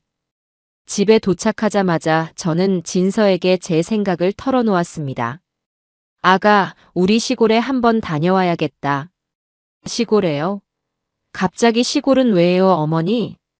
저는 진서에게 낡은 앨범을 펼쳐 감나무 아래에 선 아들의 사진을 보여주며 오래전의 기억을 이야기해 주었습니다. 제 이야기를 다 들은 진서는 한동안 아무 말 없이 생각에 잠겨 있었어요. 그 표정을 보니 제 이야기가 너무 허무맹랑하게 들려서 어이없어 하는 것 같기도 했습니다. 어머니, 그건 너무 오래전 일이잖아요. 그냥 아이들 장난이었을 수도 있고요. 괜히 헛걸음만 하시는 거 아닐까요? 나도 알아. 내가 지금 제정신이 아닌 소리를 하고 있다는 거. 하지만 아가, 이상하게 자꾸만 그곳에 가봐야 한다는 생각이 들어. 그놈은 어릴 때부터 그랬어.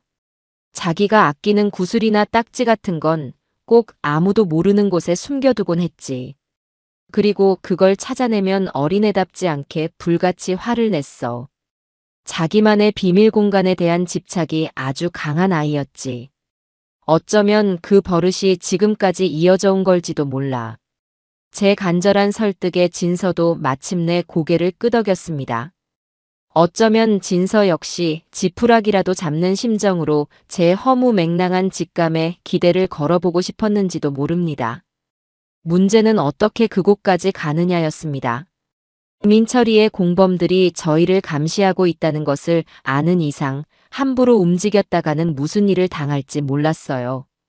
차를 타고 가면 금방이겠지만 그러면 틀림없이 꼬리가 붙을 것이 뻔했습니다. 고민 끝에 저희는 일부러 사람들의 눈을 속이기로 했습니다. 다음 날 새벽 저희는 등산복 차림으로 집을 나섰어요. 마치 동네 뒷산에 아침 운동이라도 가는 것처럼요. 그리고는 버스를 타고 지하철을 타고 일부러 시내를 몇 바퀴나 빙빙 돌았습니다.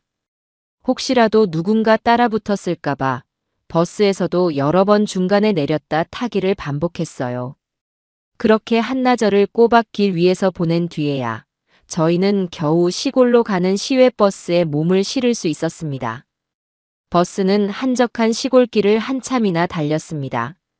차창 밖으로 익숙한 풍경들이 스쳐 지나갈 때마다 제 마음속에서는 잊고 있던 옛 기억들이 파노라마처럼 펼쳐졌어요. 남편과 함께 땀 흘려 밭을 갈던 기억, 어린 민철이를 업고 콧노래를 부르며 걷던 이 길. 그때는 가난했지만 참 행복했었는데 이렇게 반듯하고 예쁘기만 하던 내 아들이 어쩌다 그런 무서운 괴물이 되어버렸을까요? 제 눈가에 또다시 뜨거운 눈물이 맺혔습니다. 몇 시간을 달려 도착한 고향 마을은 제가 기억하던 모습과는 많이 달라져 있었습니다. 젊은 사람들은 다 도시로 떠나고 이제는 빈집들이 더 많은 쇠락한 시골 마을이 되어 있었죠. 저희가 내린 정류장에는 사람 그림자 하나 보이지 않았습니다. 저희의 옛집은 마을에서도 가장 외진 곳에 떨어져 있었어요. 저희는 흙먼지가 날리는 비포장도로를 한참이나 걸어 들어갔습니다. 마침내 저 멀리 금방이라도 쓰러질 듯 낡고 허름한 저희의 옛집이 보였을 때 저는 그 자리에 우뚝 멈춰 서고 말았습니다. 대문은 반쯤 부서져 떨어져 나갔고 마당에는 사람 키만큼 잡초가 무성하게 자라 있었어요. 그 모습이 마치 모든 희망을 잃고 폐허가 되어버린 제 인생을 보는 것만 같아 가슴이 아려왔습니다. 어머니. 진서가 걱정스럽게 제 팔을 부축했습니다. 저는 애써 마음을 다잡고 삐걱거리는 대문을 밀고 안으로 들어섰어요. 그리고 마당 한가운데에 수십 년의 세월을 꿋꿋하게 버티고 서 있는 늙은 감나무를 발견했습니다. 사진 속의 그 나무가 틀림없었어요. 가지는 앙상하게 말라 있었지만 그 모습은 제 기억 속 모습 그대로였습니다. 저희는 집 안으로 들어가 창고 구석에 녹슬어 처박혀 있던 낡은 삽과 호미를 찾아들었습니다. 그리고는 망설일 것도 없이 감나무 아래로 다가가 땅을 파기 시작했어요. 오랫동안 사람의 발길이 닿지 않은 땅은 돌처럼 단단하게 굳어 있었습니다. 삽이 땅에 박힐 때마다 퍽, 퍽 하는 둔탁한 소리가 고요한 공간을 울렸어요. 저희는 땀을 뻘뻘 흘리며 교대로 땅을 파내려갔습니다. 처음에 비장했던 마음과는 달리 시간이 흐를수록 점점 불안한 마음이 고개를 들기 시작했습니다. 어쩌면 이건 정말 헛수고일지도 모른다는 생각, 내가 지금 무슨 정신 나간 짓을 하고 있는 건가 하는 후회가 밀려왔어요. 어머니, 그냥 그만할까요? 너무 힘드신 것 같아요. 진서가 숨을 헐떡이며 말했습니다. 저 역시 팔다리가 끊어질 것처럼 아프고 숨이 턱까지 차올랐어요. 포기하고 싶은 마음이 굴뚝 같았습니다. 바로 그때였어요. 제가 마지막이라는 심정으로 힘껏 내리찍은 삽 끝에서 캉 하는 흙과는 다른 무언가에 부딪히는 날카로운 리가 났습니다. 저와 진서는 동시에 동작을 멈추고 서로를 바라보았어요. 저희의 눈에 다시 희망의 불꽃이 타오르기 시작했습니다. 저희는 다시 미친 듯이 흙을 파헤쳤습니다.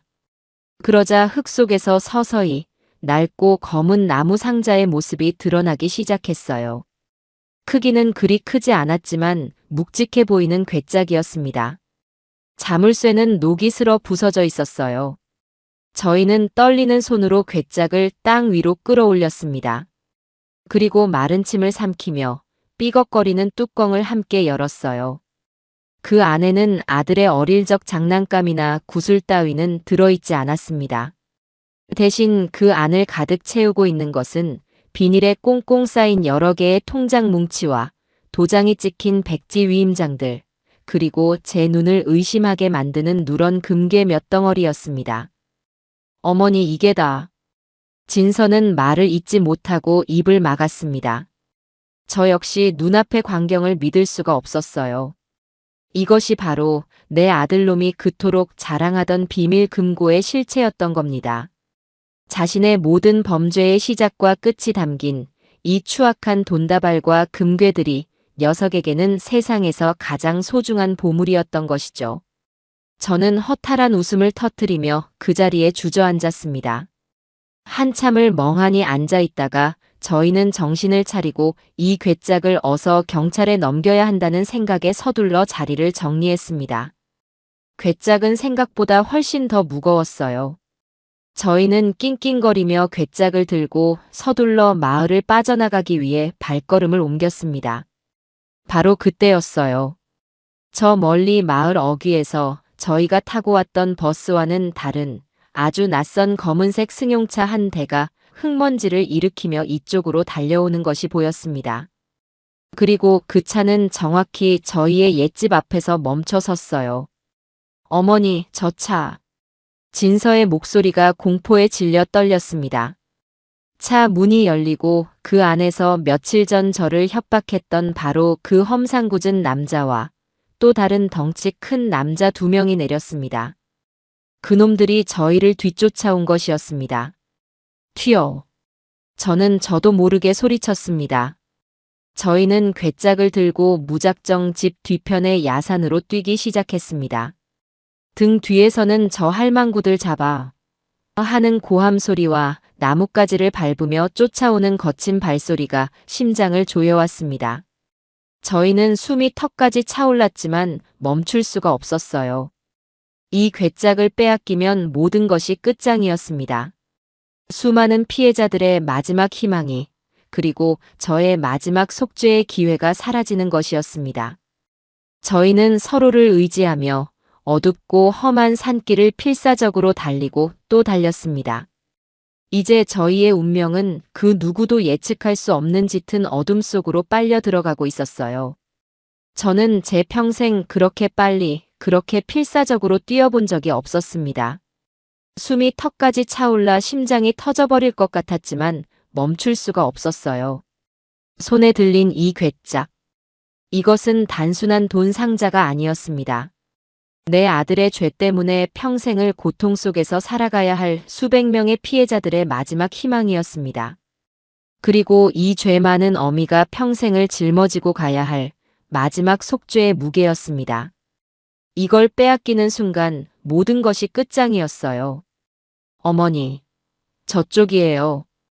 진서가 저보다 앞서 달리며 손가락으로 방향을 가리켰습니다. 어둠 속에서도 용케 길을 찾아내는 것이 저보다 훨씬 침착하고 강단이 있었어요. 저희는 칡넝쿨과 가시덤불을 닥치는 대로 헤치며 정신없이 산속으로 파고들었습니다. 날카로운 나뭇가지가 얼굴을 스치고 발목을 찔러 따끔한 통증이 느껴졌지만 그런 것을 신경 쓸 겨를조차 없었습니다. 묵직한 괴짝 때문에 자꾸만 몸이 휘청거렸고 몇 번이나 발을 헛디뎌 넘어질 뻔한 것을 겨우 버텨냈어요. 한참을 정신없이 달리자 등 뒤에서 들려오던 발소리가 조금씩 멀어지는 듯 했습니다. 저희는 잠시 숨을 고르기 위해 커다란 바위 뒤에 몸을 숨겼습니다. 저는 그 자리에 주저앉아 거친 숨을 몰아쉬었어요. 온몸은 땀으로 흠뻑 젖었고 다리는 제 것이 아닌 것처럼 후들후들 떨려왔습니다. 아가, 너는 괜찮으냐? 네, 어머니, 저는 괜찮아요. 하지만 이대로는 안 되겠어요. 저놈들이 곧 따라올 거예요. 진서의 말대로였습니다. 저놈들은 이 동네 지리의 어두운 저희와는 달리 작정하고 저희를 쫓아온 놈들이었어요. 곧바로 이 근처를 샅샅이 뒤지기 시작할 것이 뻔했습니다. 저희는 다시 일어나 비틀거리며 걸음을 옮겼습니다. 하지만 이미 체력은 바닥난 지 오래였어요. 바로 그때였습니다. 진서가 악 하는 짧은 비명과 함께 바닥에 주저앉았어요. 어둠 속에서 발을 헛디뎌 발목을 접질린 모양이었습니다. 왜 그래? 괜찮아? 발목이 너무 아파서 못 걷겠어요, 어머니. 진서의 얼굴이 고통으로 하얗게 질렸습니다. 그 순간 제 머릿속도 하얗게 비어버리는 것 같았어요. 이제 정말 끝이구나. 여기서 저놈들에게 잡혀서 이 괴짝을 빼앗기고 쥐도 새도 모르게 죽임을 당하는구나. 절망적인 생각이 온몸을 휘감았습니다. 하지만 다음 순간 저는 이를 악물었습니다. 아니, 여기서 이렇게 끝낼 수는 없어. 내 딸이나 다름없는 이 아이를 이렇게 죽게 내버려 둘 수는 없어. 저는 괴짝을 바닥에 내려놓고 진서의 등을 제 앞에 내밀게 했습니다. 엎혀라. 네. 하지만 어머니 허리도 안 좋으신데. 시끄러워. 괜찮으니까 어서. 저는 진서를 억지로 제 등에 업었습니다. 70평생 누군가를, 그것도 다 큰 어른을 업어본 것은 처음이었습니다. 며느리의 무게에 무릎이 휘청거리고 눈앞이 아찔했지만 저는 젖먹던 힘까지 다해 자리에서 일어났습니다. 그리고 한 손으로는 괴짝 손잡이를 잡고 땅에 질질 끌며 다시 걷기 시작했어요. 한 걸음, 또 한 걸음. 제 입에서는 흡하는 거친 소리가 터져 나왔고 등과 어깨에서는 뼈가 부서지는 듯한 고통이 느껴졌습니다. 하지만 저는 멈추지 않았어요. 제 등 뒤에서 흐느끼는 며느리의 울음소리가, 그리고 저 멀리서 이쪽으로 간 것 같아. 찾아봐. 하고 외치는 놈들의 목소리가 저를 채찍질했습니다. 얼마나 걸었을까요? 더 이상은 단 한 걸음도 내디딜 수 없다고 생각했을 때 제 눈앞에 희미하게 어떤 형태가 보였습니다. 그것은 아주 오래전 동네 사냥꾼들이 짐승을 피하기 위해 임시로 파놓았던 작은 토굴이었습니다. 지금은 거의 허물어져 입구가 좁았지만 우리 두 사람이 겨우 몸을 숨길 수는 있을 것 같았어요. 저는 마지막 남은 힘을 쥐어짜 내 진서를 토굴 안으로 밀어넣고 저도 괴짝과 함께 굴러 들어가다시피 했습니다. 그리고는 입구를 마른 나뭇잎과 덤불로 급하게 가렸어요.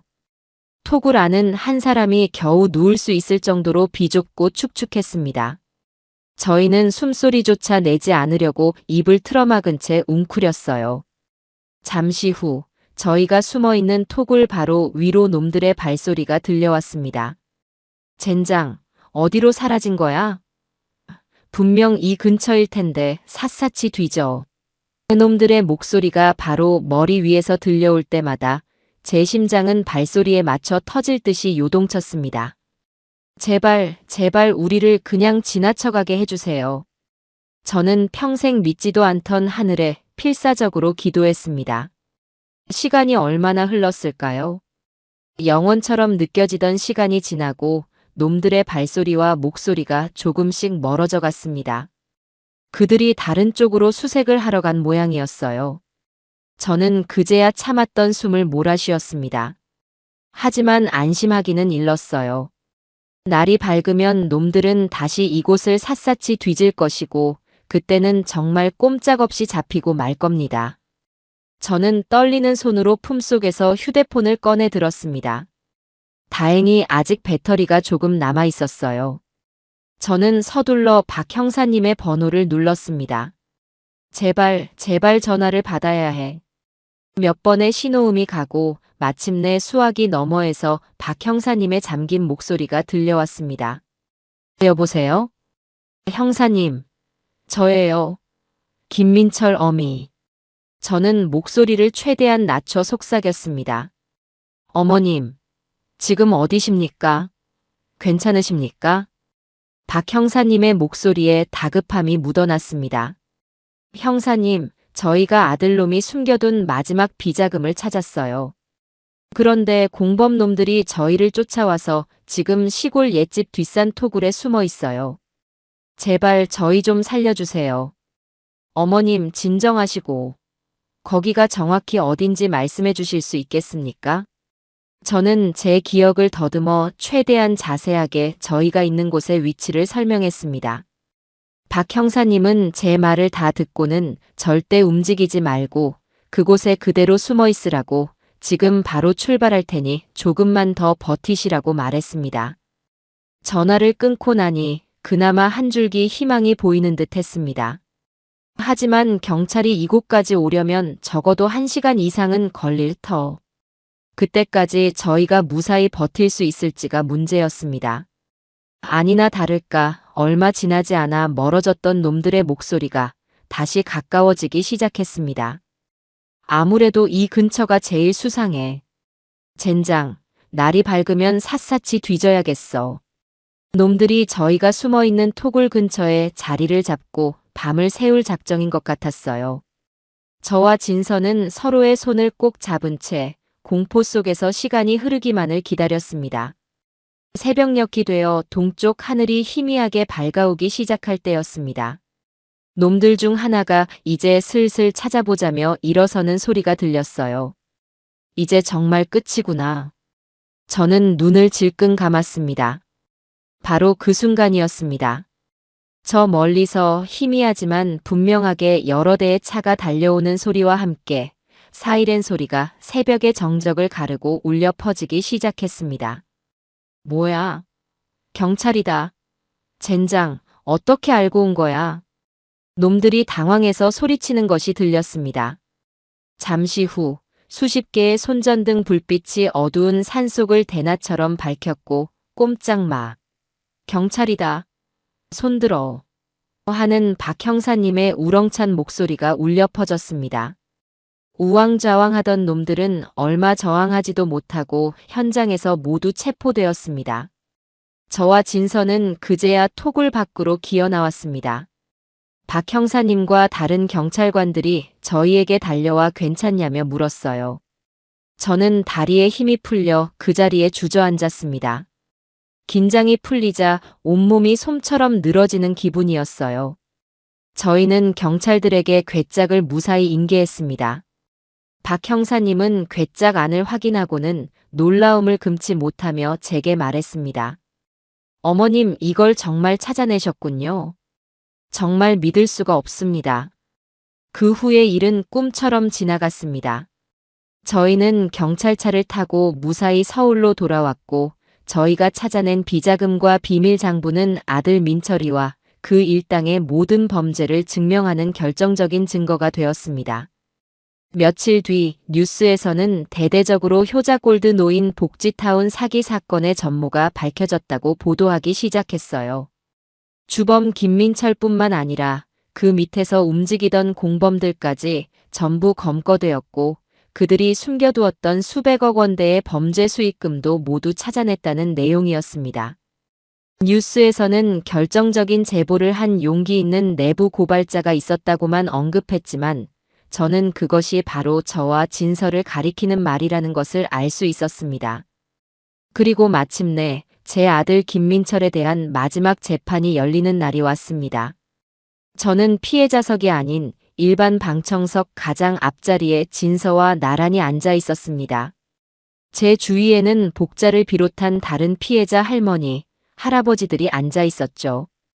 잠시 후 법정 문이 열리고 죄수복을 입은 민철이가 고개를 푹 숙인 채 법정 안으로 들어왔습니다. 몇 달 사이에 아들은 살이 쏙 빠지고 얼굴이 반쪽이 되어 있었습니다. 하지만 저는 그 모습에 조금도 마음이 흔들리지 않았어요. 피고인석에 앉은 아들이 무심코 고개를 들었습니다. 그리고 방청석에 앉아 있는 저와 눈이 마주쳤어요. 그 순간 아들의 눈이 지진이라도 난 것처럼 심하게 흔들렸습니다. 그 눈에는 놀라움, 당혹감, 그리고 이내 저를 향한 깊은 원망과 분노가 담겨 있었습니다.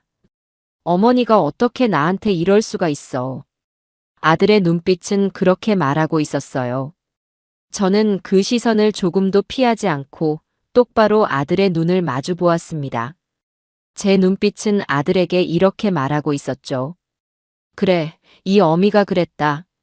네가 저지른 죄, 이 어미 손으로 직접 심판대에 세운 것이다. 그것이 내가 너에게 해줄 수 있는 마지막 사랑이다.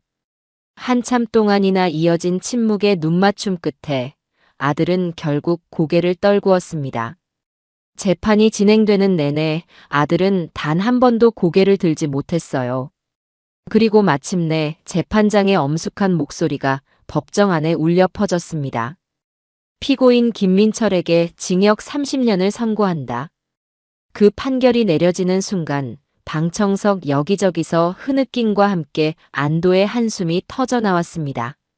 저는 조용히 눈을 감았습니다. 길고 길었던 제 인생을 송두리째 뒤흔들었던 악몽이 마침내 끝나는 순간이었습니다. 재판이 끝나고 며칠이 지났습니다. 아들 민철이와 그 공범들은 모두 법의 엄중한 심판을 받았고 신문과 텔레비전에서는 연일 그 소식을 떠들썩하게 보도했어요. 사상 최악의 노인 사기 사건, 주범에게 중형 선고, 시민의 용기 있는 제보로 범죄 수익금 전액 환수 같은 제목들이 화면을 가득 채웠습니다. 저는 그 뉴스를 보면서도 아무런 감정을 느낄 수가 없었어요. 그저 폭풍이 지나간 폐허 한가운데에 홀로 서 있는 기분이었습니다. 저와 진서는 가장 먼저 이사를 준비하기 시작했습니다. 아들이 마련해준, 이제는 범죄의 소굴이 되어버린 이 넓고 텅 빈 아파트를 하루빨리 떠나고 싶었어요. 저희는 아파트와 민철이가 제 명의로 해두었던 다른 재산들을 모두 처분하기로 했습니다. 그리고 그 돈은 전부 피해자들에게 돌려주기로 마음먹었죠. 부동산에 집을 내놓고 이삿짐 센터를 불러 짐을 싸기 시작했습니다. 막상 짐을 정리하다 보니 이 집에 있는 것들 중 제 손때가 묻은 것은 거의 없다는 사실을 깨달았어요. 전부 민철이가 사들인 값비싼 가구와 장식품들 뿐이었습니다. 저희는 그 모든 것을 미련 없이 버리거나 중고 가구점에 헐값으로 넘겼습니다. 이삿짐이라고는 저와 진서의 낡은 옷가지 몇 개와 제가 시집 올 때 가져온 작은 자개장 하나가 전부였어요. 그렇게 이사를 준비하며 분주한 하루를 보내고 있을 때였습니다. 현관 초인종이 울렸어요. 문을 열어보니 그 앞에는 제 친구 복자를 비롯한 쉼터의 할머니, 할아버지 몇 분이 서 계셨습니다. 손에는 과일 바구니와 작은 선물 꾸러미 같은 것들을 들고 있었어요. 저는 너무 놀라 아무 말도 하지 못하고 그분들을 바라보았습니다. 복자는 한참을 망설이다가 제게 다가와 제 손을 덥석 잡았습니다. 경자야, 복자야, 내가 너한테 죽을 죄를 지었다. 내가 너한테 어떻게 그런 심한 말을. 너도 똑같은 피해자고 나보다 더 가슴이 찢어지고 있을 텐데 내가 정말 미쳤었나 보다. 제발 나를 용서해다오. 복자는 제 손을 잡은 채 아이처럼 엉엉 울었습니다. 그 모습에 저 역시 참았던 눈물을 터뜨리고 말았어요. 저희는 한참 동안이나 서로를 부둥켜 안고 울었습니다. 그 눈물 속에는 지난 시간 동안의 아픔과 원망, 그리고 미안함과 고마움이 모두 녹아내리는 듯 했어요. 복자 뒤에 서 계시던 휠체어 탄 할아버지께서 헛기침을 하며 저희에게 다가왔습니다. 김민철 씨 어머니, 아니, 이경자 여사님. 저희가 다 같이 인사드리러 왔습니다. 여사님과 며느님이 아니었으면 저희는 평생 길거리에서 억울하게 죽었을 겁니다. 이 은혜를 어떻게 다 갚아야 할지 모르겠습니다. 할아버지는 휠체어에 앉은 채로 제게 깊이 고개를 숙였습니다. 다른 분들도 모두 저와 진서를 향해 허리를 굽혀 감사 인사를 했어요. 저는 어쩔 줄을 몰라 하며 그분들의 손을 잡았습니다. 아닙니다. 이러지 마세요. 저는 죄인의 어미일 뿐입니다. 제가 무슨 자격으로 이런 인사를 받겠습니까? 오히려 제가 여러분께 평생을 속죄하며 살아야지요. 아닙니다, 여사님. 자식 잘못은 자식 잘못이고 여사님은 위대한 일을 하신 겁니다. 저희 모두 그렇게 생각하고 있습니다. 그러니 너무 자책하지 마시고 앞으로는 며느님과 함께 꿋꿋하게 살아가십시오. 저희가 늘 응원하겠습니다. 그분들은 한참 동안이나 저희의 손을 잡아주시며 위로와 감사의 말을 전하고 떠났습니다. 텅 빈 집에는 저희 두 사람과 그분들이 남기고 간 따뜻한 온기만이 가득했습니다. 저는 그날 처음으로 아주 오랜만에 깊은 잠을 잘 수 있었습니다. 며칠 뒤 저희는 정들었던 그리고 원망스러웠던 아파트를 떠나 작은 빌라의 월세방으로 이사를 했습니다. 예전 집에 비하면 방도 좁고 허름했지만 이상하게도 마음은 훨씬 더 편안하고 아늑했어요. 더러운 돈으로 치장된 가짜 행복이 아니라 정직한 가난 속에서 진짜 행복을 찾은 기분이었습니다. 이삿짐을 다 풀고 저희는 작은 밥상에 마주 앉아 단출한 저녁을 먹었습니다. 밥과 김치 그리고 된장찌개가 전부인 소박한 밥상이었지만 제 평생 먹어본 그 어떤 진수성찬보다도 더 꿀맛처럼 달게 느껴졌어요. 밥을 먹는 내내 아무 말 없던 진서가 갑자기 숟가락을 내려놓고 저를 똑바로 쳐다보며 말했습니다. 어머니. 왜 그러니, 아가? 저 어머니께 드릴 말씀이 있어요. 진서는 한참을 망설이다가 결심한 듯 입을 열었습니다. 저 이제 어머니 딸 할래요. 민철 씨와는 법적으로도 완전히 남남이 되었지만 어머니와는 그렇게 되기 싫어요. 어머니만 괜찮으시다면 제가 평생 어머니 딸이 되어서 옆에서 모시고 살고 싶어요. 허락해 주시겠어요? 그 말을 듣는 순간 제 눈에서 다시 한번 뜨거운 눈물이 왈칵 쏟아졌습니다. 저는 아무 말도 하지 못하고 그저 고개만 계속 끄덕였어요. 제게는 세상에서 가장 나쁜 아들은 있었지만 세상에서 가장 착하고 귀한 딸이 있었습니다.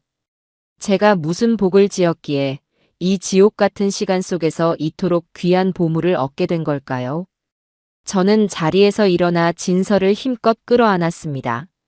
제 품에 안긴 며느리, 아니, 내 딸의 작은 어깨가 가늘게 떨리고 있었습니다.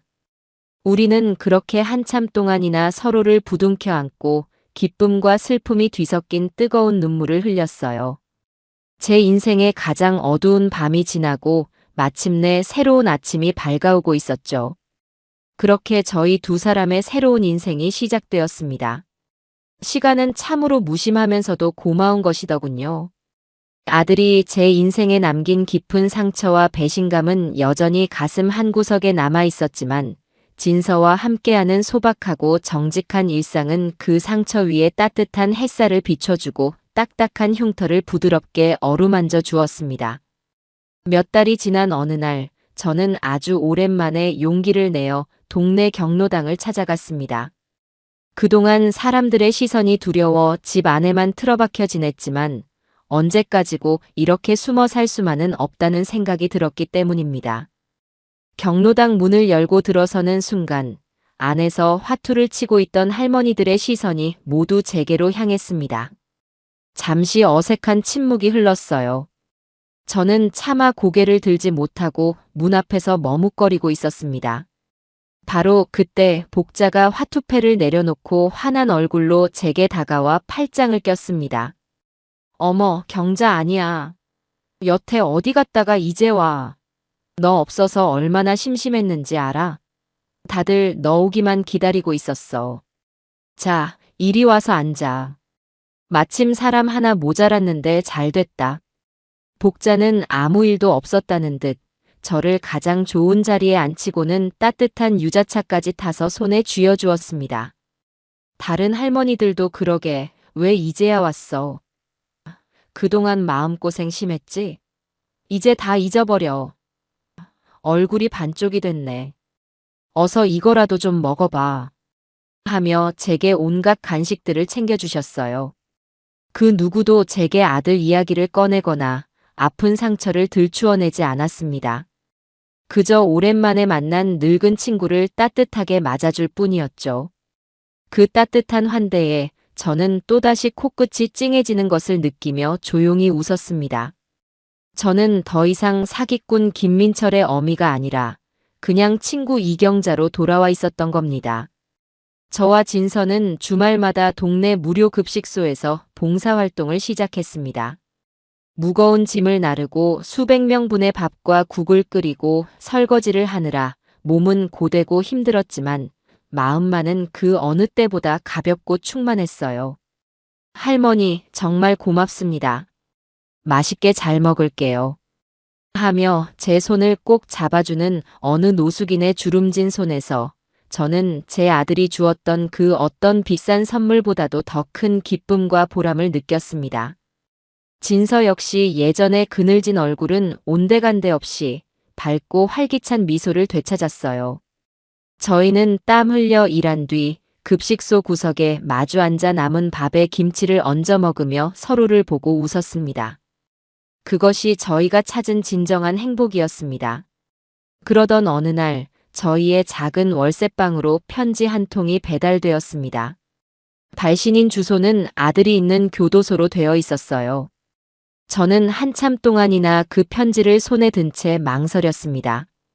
또 무슨 가증스러운 변명과 원망을 늘어놓았을까봐 차마 뜯어볼 용기가 나지 않았어요. 하지만 진서는 제 어깨를 두드리며 말했습니다. 어머니, 그래도 한번 읽어보세요. 어쩌면. 저는 떨리는 손으로 편지 봉투를 뜯었습니다. 편지지에는 아주 짧은 글 한 줄만이 아이처럼 삐뚤빼뚤한 글씨로 적혀 있었습니다. 어머니, 죄송합니다. 그 짧은 한 문장을 읽는 순간 제 눈에서 뜨거운 눈물이 주르륵 흘러내렸습니다. 편지지 위로 눈물이 떨어져 죄송합니다라는 글자가 얼룩처럼 번져나갔어요. 그 어떤 긴 변명보다도 그 어떤 눈물의 호소보다도 이 짧은 한마디가 제 가슴을 더 깊이 울렸습니다. 저는 그 편지를 조용히 가슴에 품었습니다. 이제야 제 아들이 조금은 진짜 사람이 된 것 같다는 생각이 들었습니다. 완벽한 용서는 아니었지만 그것은 분명 새로운 시작을 의미하는 작은 씨앗이었습니다. 그날 저녁 저는 진서와 마주 앉아 된장찌개를 끓여 먹었습니다.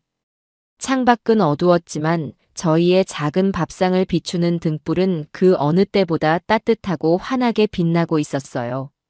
저는 문득 깨달았습니다. 저는 제 인생의 전부라고 생각했던 아들을 잃었지만 대신 진짜 딸을 얻었고 진정한 친구를 얻었고 그리고 무엇보다 더러운 돈과 바꿀 수 없는 떳떳하고 깨끗한 마음을 얻었다는 것을요. 그것이야말로 그 무엇과도 바꿀 수 없는 제 인생의 진짜 보물이었습니다. 저는 밥을 한술 크게 떠서 맞은편에 앉아 환하게 웃고 있는 내 딸 진서의 입에 넣어 주었어요. 세상은 여전히 시끄럽고 험한 곳이었지만 저희 두 사람이 함께하는 이곳은 더없이 평화롭고 행복합니다.